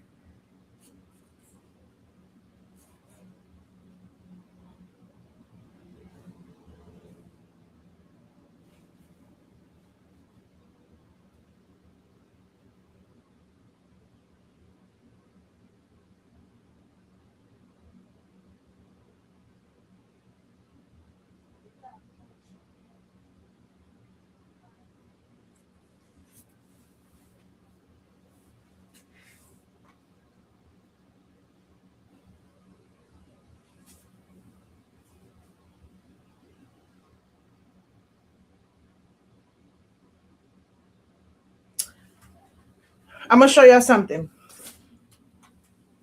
Please do not wait. Can y'all hear me? Okay. Please do not buy templates like this. Don't make your stoles like this. This is the worst placement for a picture. That little slant is the V part of a stole. It is going to end up behind here.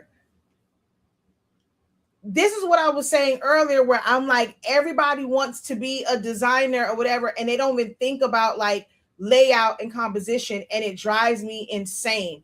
You can't put, do I have a stole? I think I took all of them out of here. But you can't put something at the top of that like that. It's going to end up behind their neck. Like, that is drives me crazy with people selling templates. And that's the girl said, she was like, oh, I purchased this template. Her question was for something else, but the sheer placement of that picture, it's like, dude. I thought I took all of the stoles out of here, I think.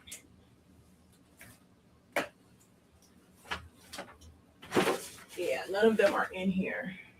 But don't buy templates.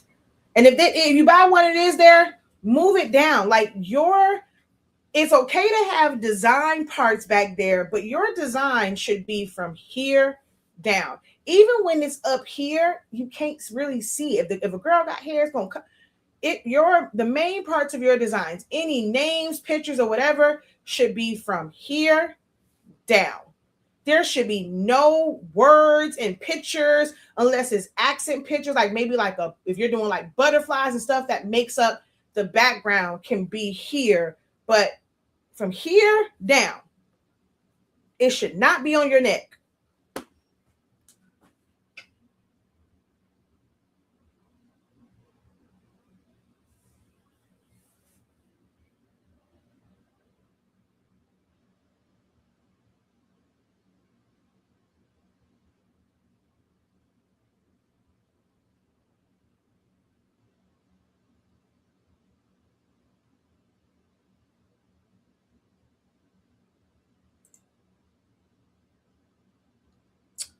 Your stole class is the best. I watched the replay and felt like I was watching it live, and have been creating stoles ever since. Thank you. I do enjoy making them. I just don't do a whole lot of, y'all know, for me, I don't do a whole lot of those busy backgrounds. A lot of times my backgrounds are solid, and I'll have like the stripes and stuff on the sides. The most I'll have is maybe like a fade bar in the back, but I don't do those busy backgrounds. I think I maybe have done maybe 3 that had like really, like, I would say like really busy, but like I stepped outside of my comfort zone for those. But yeah, I keep it real simple when it comes to stoles. and still charge more than the people that's doing all that extra. All right. Let's see here. I'm trying to figure out where to. I gotta go get the broom. That's what I need to get.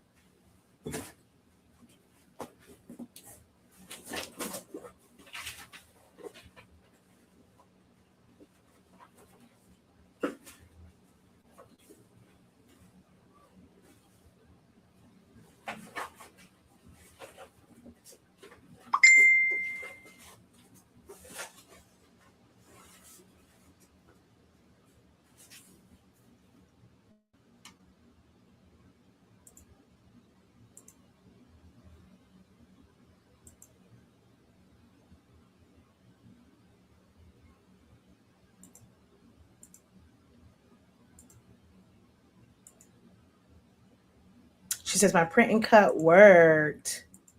Let me see. Oh, it was for a cup. Okay, and a shot glass. Nice, nice, nice. Now I will say, when it comes to designs like this, and that's the thing, like some designs, like people will advertise them as like sublimation or maybe even like DTF, but even DTF is not so great, like not the greatest because you'll still end up with white where you really don't want white. But when you have those areas where they're watercolors, sometimes it doesn't look like as smooth where those transparent pixels are because it ends up being white or it's like a weird like cut line. So I always try and be very like strategic in those areas, like the GC, is that GCU? Like I probably would have done an offset on that kind of. I think the 2026 is like that where it's like a really thin one because it's like that white part at the top looks like it was like a like smoke or cloud or something. I would end up just cutting that off. But other than that, nice, nice, nice, nice, nice, nice. Because you see how like on the chip bag, you don't see that. Like it's like the purple glitter, like it's just smooth. But on the sticker, you see white. And it's like, it's to me, it stands out compared to looking at the chip bag and the water bottle label. If that makes sense. I'm the same way. The most I do is use your color, like use your fade bars to fade the colors. But I don't think I need the paint splashes. I want to learn how to do the trim for them, but haven't figured out yet. So in order to do the like when it comes to the trim, I'm not sure which, because okay, so I've done quite a few stole classes. So I've done some that were just about designing things and like it was like just stoles. I've done like some grass stuff, but like the last one that I did maybe 2 years ago, that particular class, that is the first time that I showed how I create my templates because it was a thing for me where I'm like, I'll show you how to design and you can do it kind of like basic, or I gave templates and I'm like, you need to get this specific stole for my template. It's not going to work with all the stoles because all the stoles are created differently.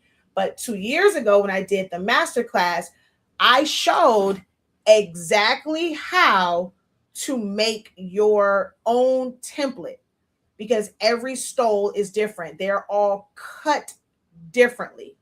So in order for that trim to work, you cannot, I repeat, you cannot use a generic template when you want to put the trim on it that's printed and sublimated. Now it's different if you're going to go and you're going to cut strips of HTV and put it down on there. If you're going to sew a trim on it, that's different. But if you're doing sublimation or DTF on a stole, you have to create a template specifically for the brand of stoles that you got. Hopefully you purchase them all kind of like at the same time. If you got this batch, and then let's say you go and you purchase another and it's not from the same company, you're gonna need to go through that same process again and make a brand new template for that particular stole. But in order to do the trim, it has to be for the stole that you have in your possession. You cannot use a general template when you want the trim. It's not going to line up correctly.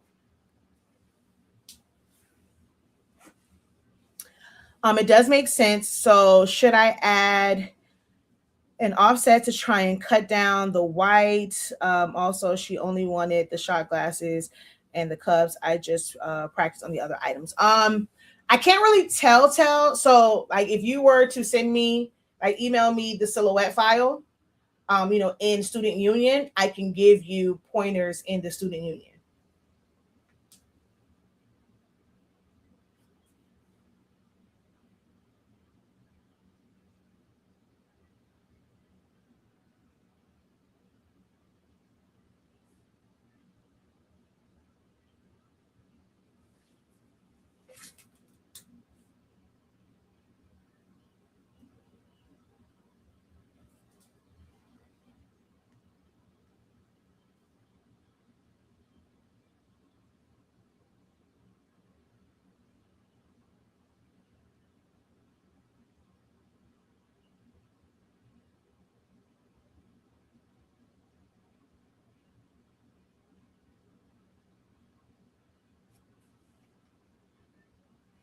All right.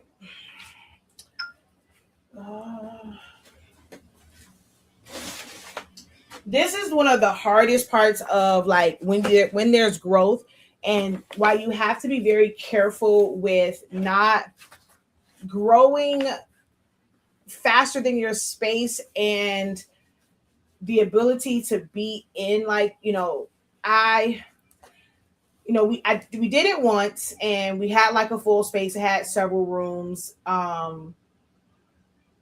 but like it I still did more teaching than like the actual custom stuff. At some point I'm like, do I really want a brick and mortar and a commercial space? Because that comes with elevated cost. You don't pay the same amount for lights and water that in a commercial space. Like, if you were to get like an actual building, like in a shopping plaza, like whoever, like it's a commercial building, you're going to get charged more for lights and water. Yes, that's a cost of business, but it's like, dang, like you'll probably be there. If you're there less than you're at home, you're still going to charge like more. If you want internet, you're going to get charged more. Like, it's the same internet, same lines, but because you are a business versus it being in your home, they charge you more. If you want to be able to have, like, then this is where also when you do things like YouTube TV, like, and don't bother to get cable because they're going to charge you an arm and a leg for that. Like, just watch some streaming channels and keep it moving, shawty. But everything is more. And then, like, the licensing, all that stuff. But to have space, we used to do storage, but then that is so annoying because you have to go. I mean, I still have my garage, and that's even annoying. They're in bins. I have to go in there, get it, and then it's like, this is why my room looks crazy, because then I move on to the next thing. I'm like, do I really want to go take this in there, move all the bins down to go and put this back in there? But I don't do, like, some people, crafters, and this is why I feel like some may feel like I'm out of touch for them, and they rather watch crafters that are.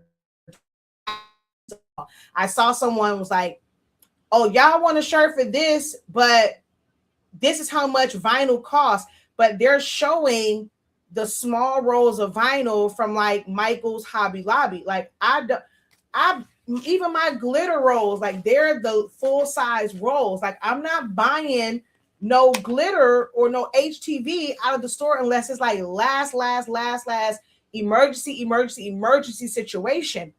But it's like, there are some crafters, and I don't know if y'all remember back in the day, like, it had the garbage bag thing, and they would have all these on their wall, and they have like these small rolls. Like, they say, oh, I have a roll of vinyl. It's like this big.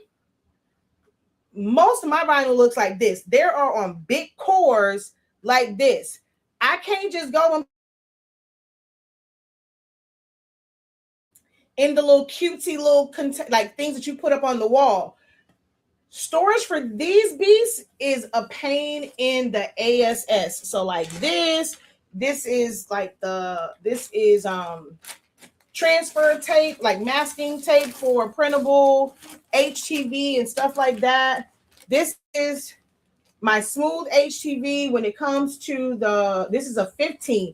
Technically, like, y'all pay more getting your HTV in a 12. Yes, Most only have a craft machine that's like 12 inches, but they actually charge you more because Caesar sells them their standard size to sell them in. Like they don't produce 12-inch rolls.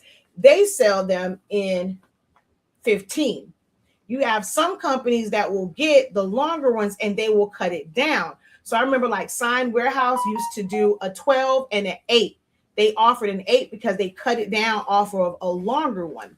But they come standard as 15. Like that's their smallest size. And then for glitter, the standard size is 20 inches. All of my rolls look like this. I can't do no cutesy craft stuff. People are like, oh, how do you organize your craft space? I got a bunch of bins. If you ain't got no garage, don't ask me. I can't help you because I have a lot of stuff in bins and shelves and had to buy industrial shelves and they're in a garage. They're not, everything is not in this little craft space or craft room, office, whatever you want to call it. I have to constantly keep walking back and forth because of ish like this.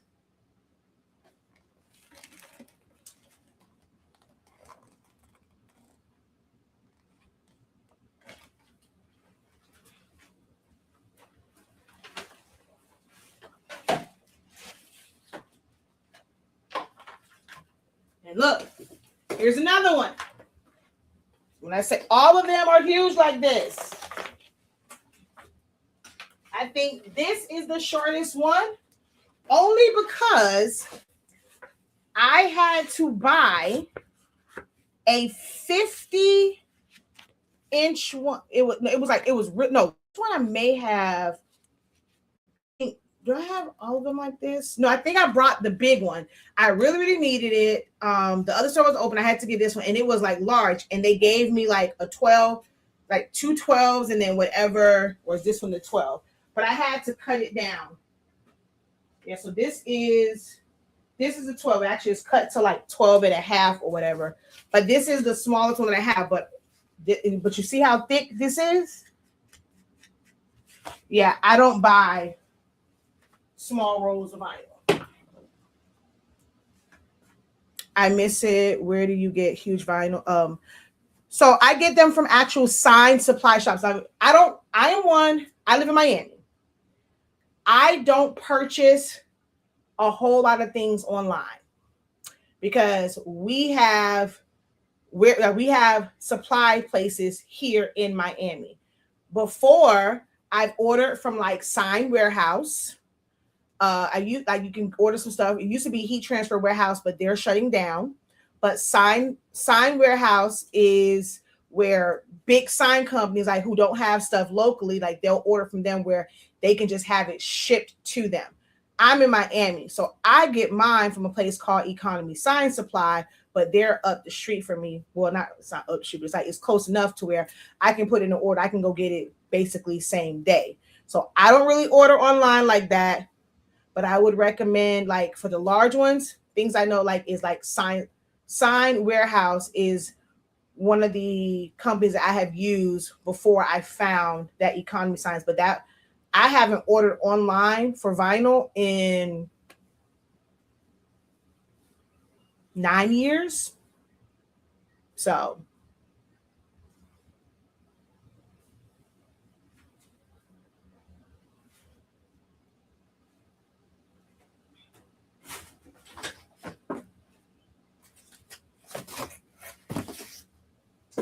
And I think, again, one of the reasons why I feel like I'm struggling is because I don't operate like a crafter.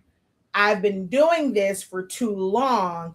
And when I recommend things or I have to do so much more work, which is why it's harder for me to just give it away because I end up having to do additional research to come up with recommendations for someone who's not at this level. Like for me, like it ain't nothing for me to go here. So now when I have to go and if I'm doing a class, people want recommendations. I now have to do additional research for that information that's going to be feasible for the person that's like taking my class because my situation is different. I can go to Economy Sign Supply.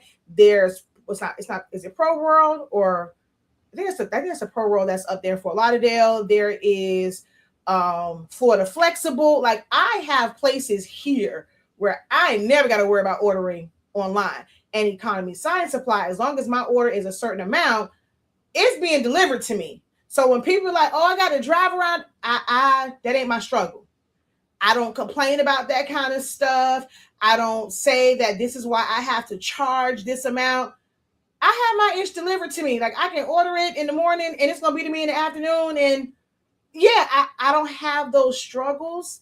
And so because I've been at this for so long, which you would think that people would want to learn from somebody who's established in it, who's had success and who actually does it from, I DIY'd. I was DIYing 15, 16 years ago. Like when I say I'm still DIYing, but like where I had like the small glue guns, I'm just going to Michael's to go get vinyl, or cardstock. I think is the, like, you know, of course I get that from like still like retail stores. I don't buy that because I just wait for those to be on sale.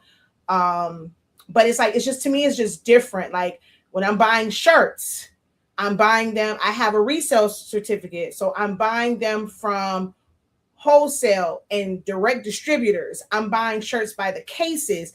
I'm not looking for like ones and twos. I'm not chasing a sale. I haven't chased a sale for shirts for at least 8 years. So it is a little bit different in how I operate, but that doesn't affect like how I teach. But it does affect like with me doing short form content, like showing things, because when you show something, the first thing people will be like, okay, well, where'd you get it from? I don't have like affiliate links. I don't have websites because I'm buying a lot of stuff locally, if that makes sense. But I can still teach you. I do a lot of research, which is why I don't freely give information a lot anymore, because that's extra work for me. I like to get paid for overtime work. You know, I get foam boards, same company. I can get a 4-foot by 8-foot foam board, you know, and I can cut it down. Like I don't like to do them. I rather buy them pre-cut, because trying to cut like when it's so big and you don't have a big table, trying to cut that down is a pain in the butt. But like my yard signs, I don't buy the pre-made, like the pre-cut sheets. My stuff is on 4 feet by 8 feet, and I'll cut it down to be able to put my yard signs on. I've done videos before. I did it with the wet solution and I'm putting it on there and I'm squeegeeing it. Now I have a cold laminator. I'm putting them suckers on there and push it through there, and it's going to go on one big smooth. Child. Yeah. I can't show people really how to do yard signs now. Like when they're starting out, like I can walk you through it, but I don't have content doing a yard sign. I don't have content making a cutout like this, you know, in a DIM format where people are just taking it and they're putting it down. They're using a squeegee, because I have a cold laminator. Have I done it before? Yes. Do I have old videos? Yes. But for some reason, y'all act like y'all can't watch the old videos, like it's outdated, that y'all need to see a video from yesterday of me doing it. I have a video for you, because at one point I did do it. But through growth, I have a cold laminator. I've had a cold laminator for 7 years. I'm not, for the sake of a video, I'm not going to go and try and put this down on here, because then I'm going to mess up my print. And anybody got time for that? I'm going to that cold laminator, I'm pushing it through, and it's going to put the whole thing down, and that's going to be the end of that. I can't go back to the struggle way. I'm sorry, can't do it. I'm no longer a struggling crafter or creator. I've never used the word crafter, but for the sake of this conversation, I am not a struggling crafter. Like I've invested a lot of money in some really good tools for efficiency. I don't complain about oh my God, it takes so long to do this, because I'm doing certain things by hand. I got equipment that gets it done in 2.5 seconds and I'm done. So you got to get there, but I'm able to still help. Those who are in my creative business, I don't give you my blueprint if you're not ready for this. Because if I go like, okay, let me ask you a question. How the glue gun that you currently use, how much does that glue gun cost? If you were to buy glue sticks for that glue gun, how much do you pay for your pack of glue sticks, and how much, around about, if you can remember, about how much did your glue gun cost, your hot glue gun, and how much do you pay for glue sticks? So let's go there. Let's have y'all answer that question.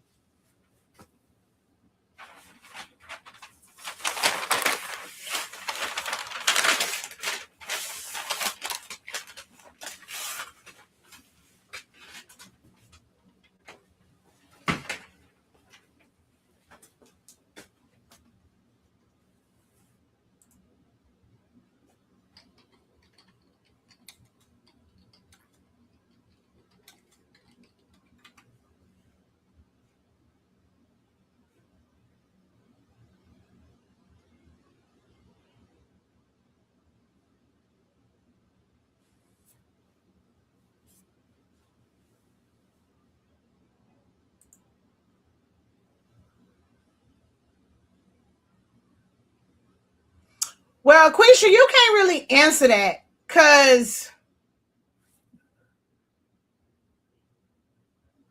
those who are not under the tutelage of me. Because when you paid that amount for, you ain't pay that amount on a you got that particular one because somebody suggested that you needed one that did certain things. For those who don't, like just your average person, not those who have taken my classes, how much are you paying for a glue gun? and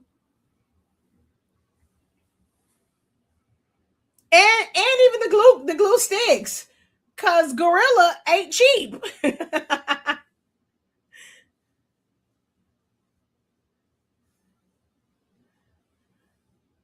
No one else wants to answer who's not a student of mine.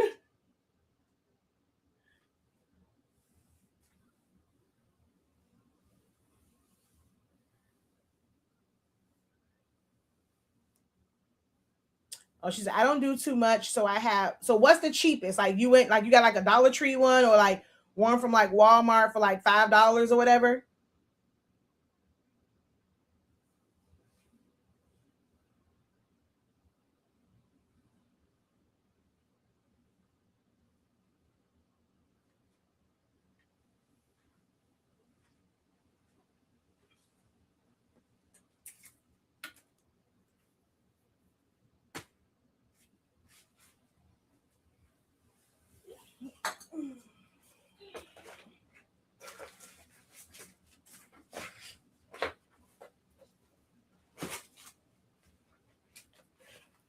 Okay. My glue gun averages between $40 and $50. I've even, like, I had one before and I forgot how it broke, but I've paid upwards of $75 for a glue gun because it is a high wattage glue gun. So like this one, depending on where you get it from, will be anywhere from 40 to 50 bucks. It's 300 watts.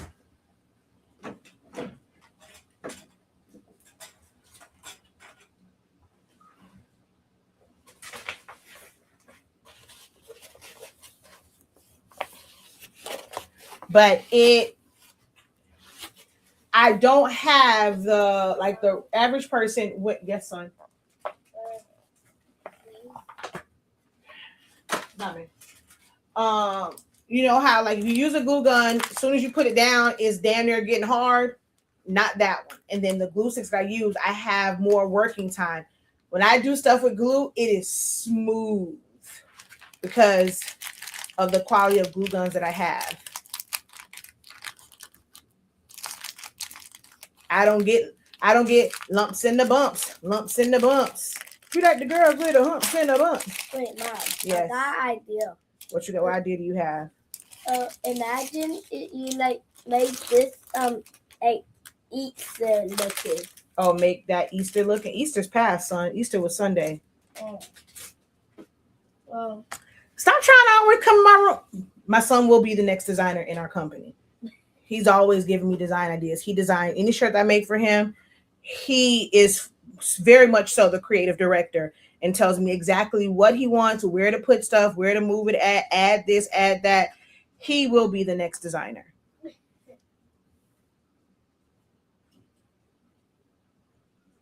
Okay, bye. Bye. Now I'm looking at my wait, the one that you sent me? I told you. Email me the file. Ma'am, you pay too much money. You've paid too much money to even think that you have to figure it out on your own. You have paid for the perk of let me send this to the professor so she can give me direct feedback. All you have to do is follow the instructions. Send me the silhouette file and I can provide you the information on that. And then based off of what the suggestions that I give, it will help you the next time you have to design, but there is no sense in you wasting that time, energy, and effort on this one where you have the majority of it done and it's just a small step. Like having a mentor is supposed to make it faster. Mentorship, coaching equals faster. So just email me the silhouette file. I'm going to give you some design suggestions, and now you apply that to the next one. You ain't got to go and try and figure it out on your own. You'll spend 30 minutes, an hour, a couple days figuring it out when you can get it done in 20 minutes.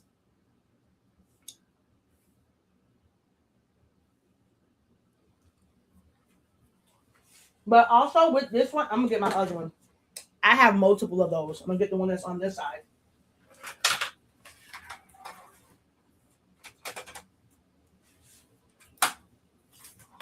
So this one, I broke the little foot. So I don't use as much. And I think this one, the tip broke off too. So this right here allows me to adjust the flow. So I can put out a lot of glue if I'm doing a big surface.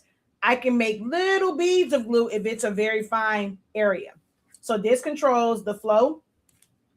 It has different nozzles to where I can control that part. If I need it to be wide, if I need it to be more precision.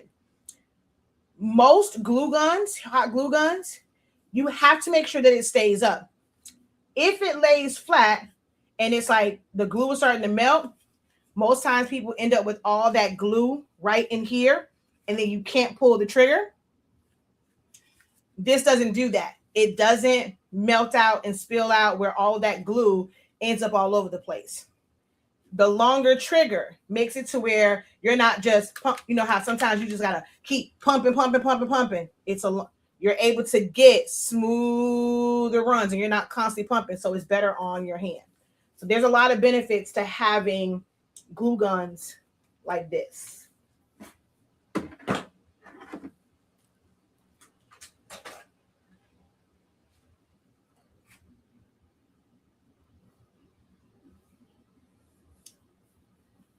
Anybody else eat extremes like this? Like I literally peel them off by sections.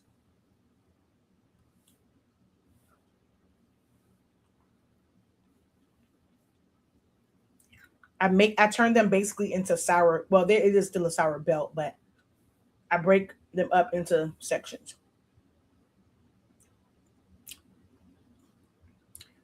Hey, Baby Giant Services. Welcome.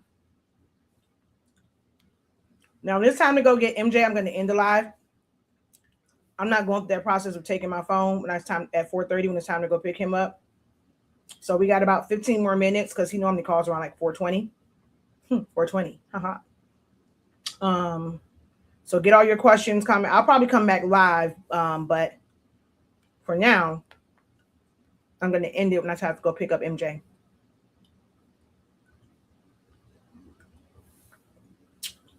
Ooh, we have way more people on now. Hey, how y'all doing? Welcome. Way more people than it was on here before. Wow.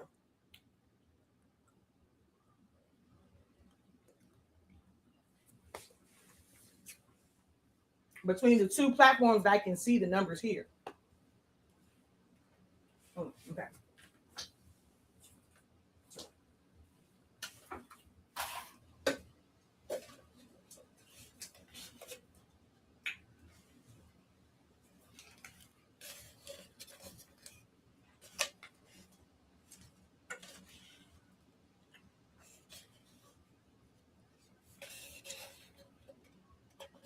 Tutu Barnes, incredible. You are a newbie here. Well, welcome, welcome. Hopefully, it won't be your last time here. Right now, what we are doing, so I did put like a list of some of the things that I am well versed in and that I have instructed on and taught on in the past like couple of years. So from that list in the description, you can literally choose any topic to learn about today. This is about what you need to learn. I know there's a lot of content creators, coaches, instructors, those who do tutorials and stuff like that. They pick a topic and tell you that you need to learn this. Like, and this is why some people become overwhelmed with so much information because they hang on to the every word of people who are just throwing things at them because their mindset is, I have to keep creating content to be able to garner business. So they just do the most, sometimes the most random things, right? That's not me. I have done some things like, I have certain topics that I will do, like, especially if I'm working on it, I'll share. And I have classes for specific things, but it's also based off of specific questions that people have asked. But whenever I'm live like this or situations like this, it's an opportunity for you to ask an industry expert a question. If you had an inquiry about a supply, a recommendation of this or that, what is it that you need help with? What areas are you struggling in? What are some challenges for you? You get to ask those questions and learn something new today. Whether it's about a design, I gave the list: design programs, printers, business, marketing, branding. Like, it doesn't matter what it is. And then we've just been having like random conversations. Oh, if you did it in Canva, even better. All you got to do is go to share and share it with me. That's even better. I love it. This is one of the reasons why I love Canva for situations like this, when someone wants some help. And then that way, when I go and I fix it, it's already on you have access to the design. So you're going to go to share and you're going to go where it says share. You're going to put in, like it says, like name or email. You're going to put in HS365. I'm sorry, HS Inc. 365 at gmail.com. And it's going to share that with me. It's going to be your file, and I'll be able to modify it in real time. You'll literally see me moving around the screen. Even better.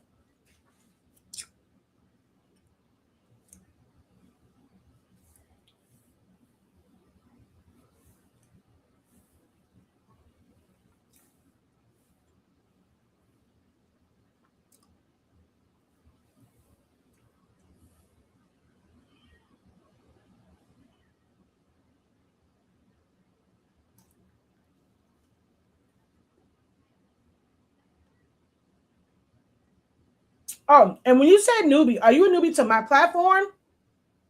Oh, that was sour. Or a newbie to creating in general?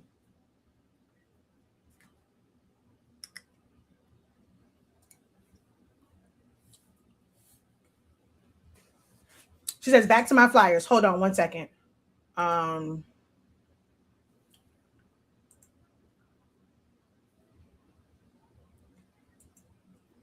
Wait a minute. Aquisha. Oh, you sent it here. Okay. You sent the Canva link directly to me on Facebook. Why did it say you wanted to send me Aquisha? Did you get a new? You have a new Facebook? How are we not friends on Facebook? You have a new Facebook? I just sent you a friend request because I'm like, why did this come in as a requested thing?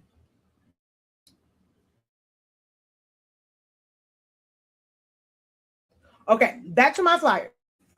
So it will be best to use live. Those are going to be, if you're one, okay. How heavy are you wanting these flyers?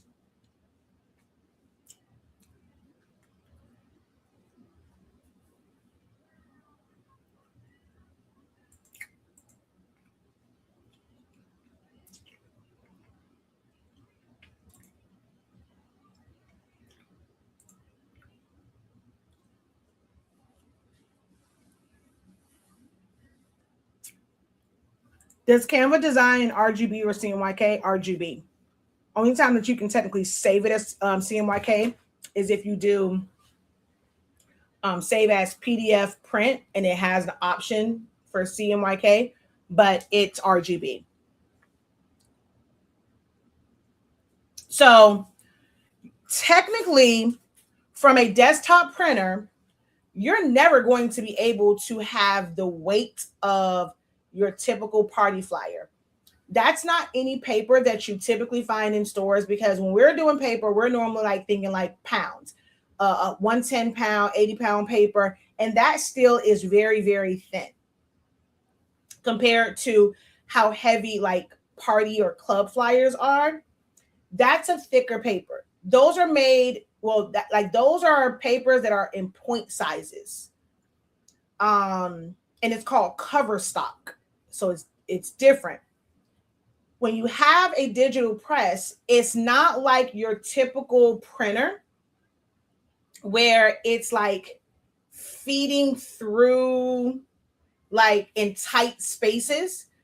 So those printers are able to do heavier paper, because even when it has to like suck in and like go down, like it's a longer run and it comes in, and it's more like the printing part of it, it's like straighter a lot of times, like depending on like what type of printing press, which is really like a big laser printer it is, it can handle heavier paper.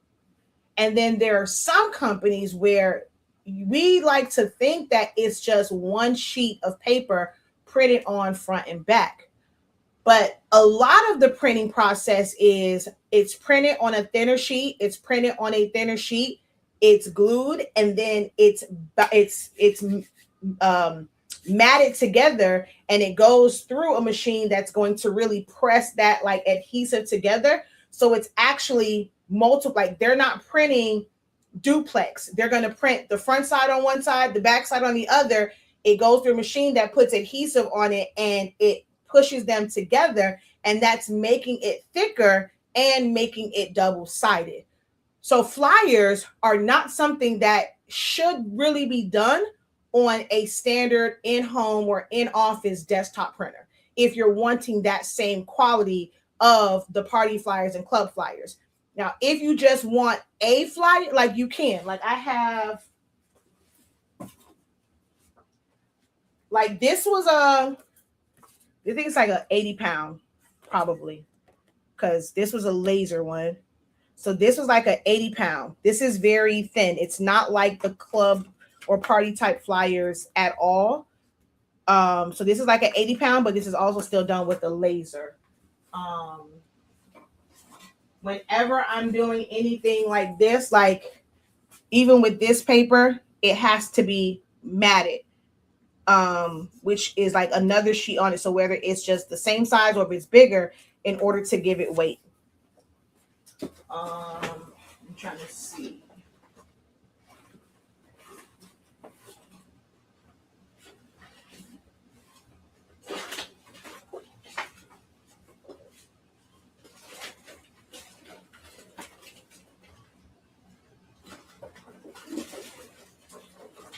I thought I had some other flyers in here, but I don't.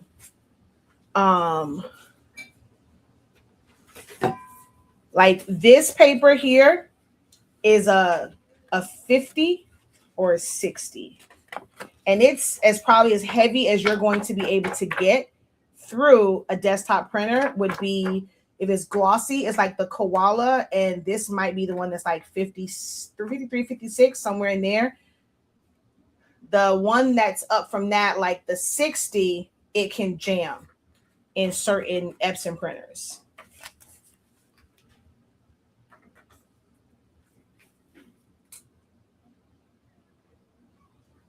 You was banned because of a joke where, huh?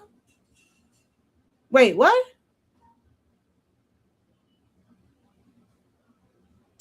Are you able to show the PDF print option in Canva so I can reference on a replay? I know you said you were getting, wait, you're getting off soon.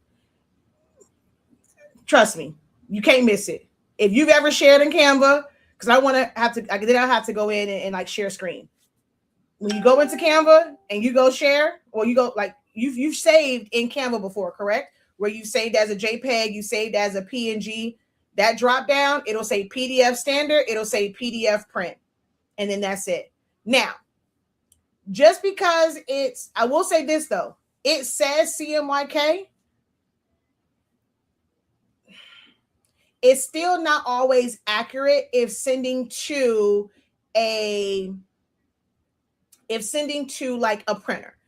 You're not going to see that color change. So it's not the same as going into, you'll have to wait until it saves and then you look at it and you may not see a difference, but it's not the same as being in Photoshop or Affinity or programs like that and you're putting it in CMYK mode or RGB mode, because RGB has a different color range. There's certain purples and things like bright. You will never see a bright purple when you're in CMYK mode. There's certain blues and they're going to look duller because CMYK just doesn't have that range as RGB does.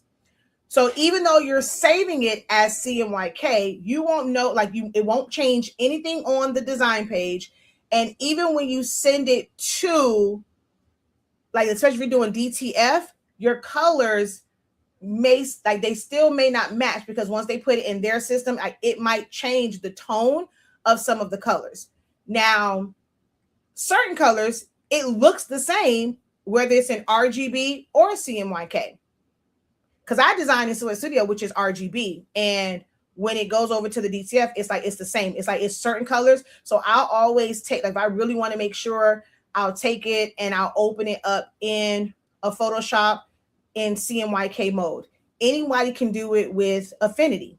So Affinity Freedom. If you want to know how it's truly going to open up for a printer, like if you're outsourcing it, save it, but take that file, open it in Affinity, Designer or Photo, it doesn't matter which one, or even Photo P, but make sure that the mode is CMYK.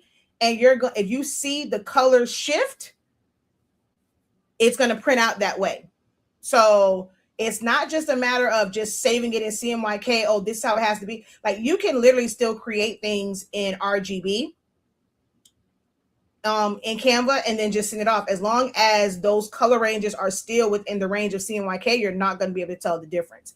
But you see that shift when you're really able to be in CMYK mode, if that makes sense.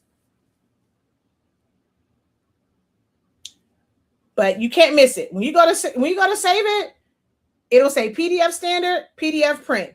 And then at the bottom, it says RGB, CMYK. It's a drop down. Trust me, you can't miss it. My Epson 7720 is at death's door. The magenta and cyan stopped coming through. Followed your video on push air through and still nothing. What's the next best printer? There is no printer that is like the 7720 that I'm ever going to recommend. Like, so there's really no cartridge-based option that's like that.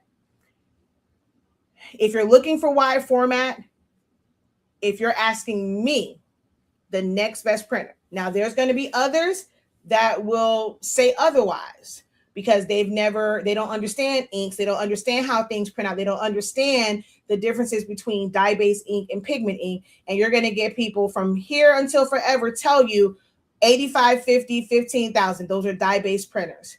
A printer that prints like a 7720, the only option would be it's $1,000 or $1,100 printer. It's the ET 16600 or the ET 16650, which prints a little bit faster and it's like $100 more, but it's a ET 16600, 16650.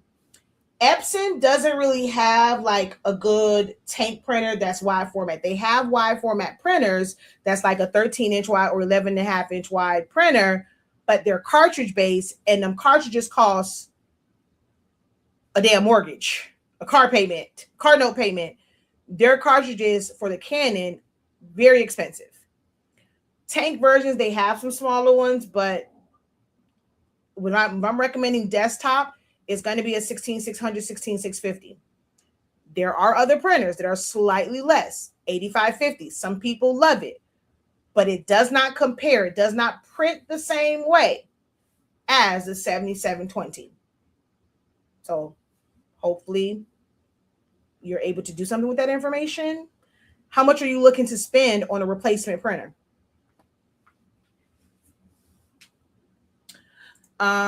Yes, thanks. Just you explaining it is a good reference for me when I replay this video.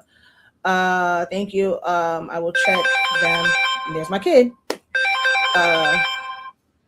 You're ready? Mm-hmm. Okay, on my way. Alright. Thank you. I'll check them to see which one prints. So, the only one would be borderless 13 by 19. I don't think that does it print borderless for 13 by? Does it 7720 print borderless for 13 by 19? I know it does 11 by 17. I don't know. Let me see. Print. Does the borderless option come up?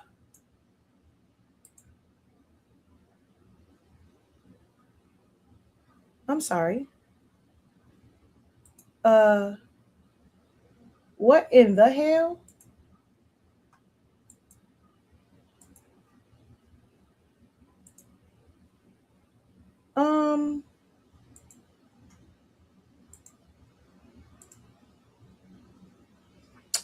Okay. So, Windows, when it did the update, it has made a change. Oh, wow. Now it doesn't come up. Oh, now, damn.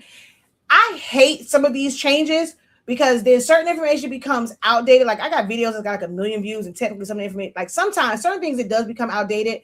Windows didn't update. So now you don't get the pop. This is going to confuse. Oh my God, I have to do a video on this because this is going to confuse the hell out of people now because the actual preference window doesn't come up anymore. Oh my God, this is so aggravating. This is absolutely freaking aggravating. Okay, yeah, so you can do borderless. So yeah, that means the 16600. If the 7720 can do it, then the 16.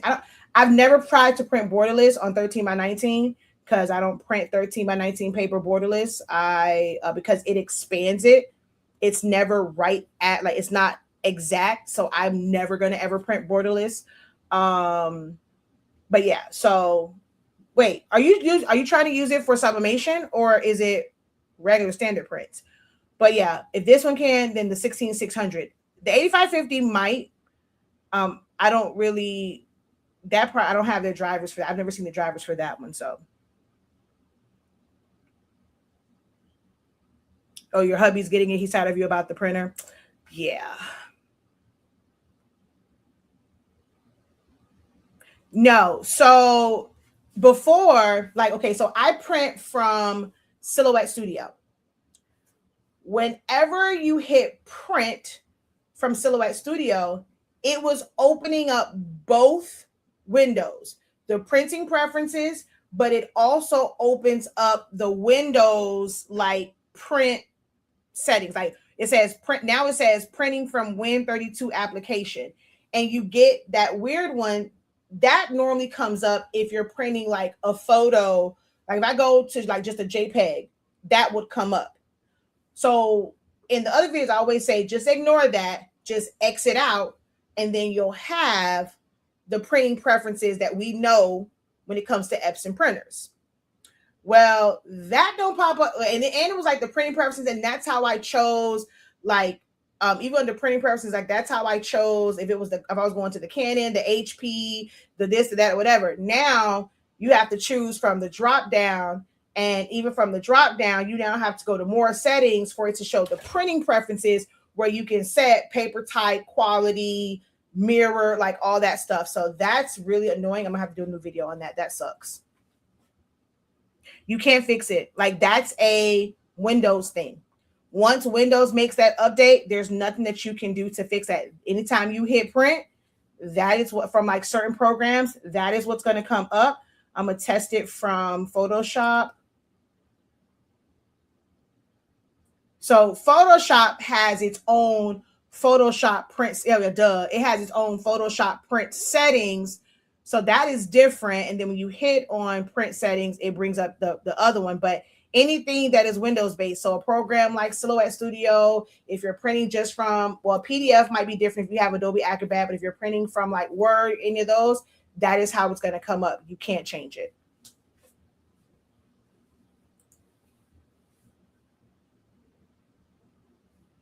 And see, mine actually updated last night because that little orange thing was sitting there for the longest. And I think mine did the update the other night, I think it was. So, a standard and photo calendars. Oh, see, I've never printed to 13 by 19. Where do you find 13 by 19 regular paper at? Like on the ready, like all like where it's easily accessible. Like I know of paper sites that I have like that I can get it from. It's like more like the photo paper type print, but just like they normally come a small amount in a pack. Yep, noticed that. I was like, what is going on? Then I realized the update. Yeah, the update happened. Yeah, that sucks. All right, y'all. I gotta go pick up MJ. Aquisha, I will post in the student union and actually I'm still gonna have to save it. So you'll see the full process, and then I'll show you what you'll do like in Silhouette Studio, where you don't have like that part of it or whatever. But I'll do that when I come back, and I'll post it in the student union. Okay, yeah, because that makes sense. You're going to the local print shop and they have that size because they're ordering it from the actual paper manufacturers. I'm like, you can't just order 13 by 19 in stores or like Amazon. Like there's paper manufacturers. Like we have like Paper Mart here, and there's like, well, there's other like paper manufacturers that I will get that from if I actually need it. So I was like, wait a minute, where do you get paper from? But that's kind of cool that you have your local print shops that will sell you that paper, which you're probably paying an arm and a leg for it. Because they're selling it to you retail. They ain't how much they pay for it because they want to make a profit. So you're paying more for it, getting it from them, just so you know. All right, y'all. Let me get out of here. I gotta go pick up my kid. Until next time, have a great one. I'll probably be back after, like later on this evening, like after I start dinner. All right, y'all. Peace.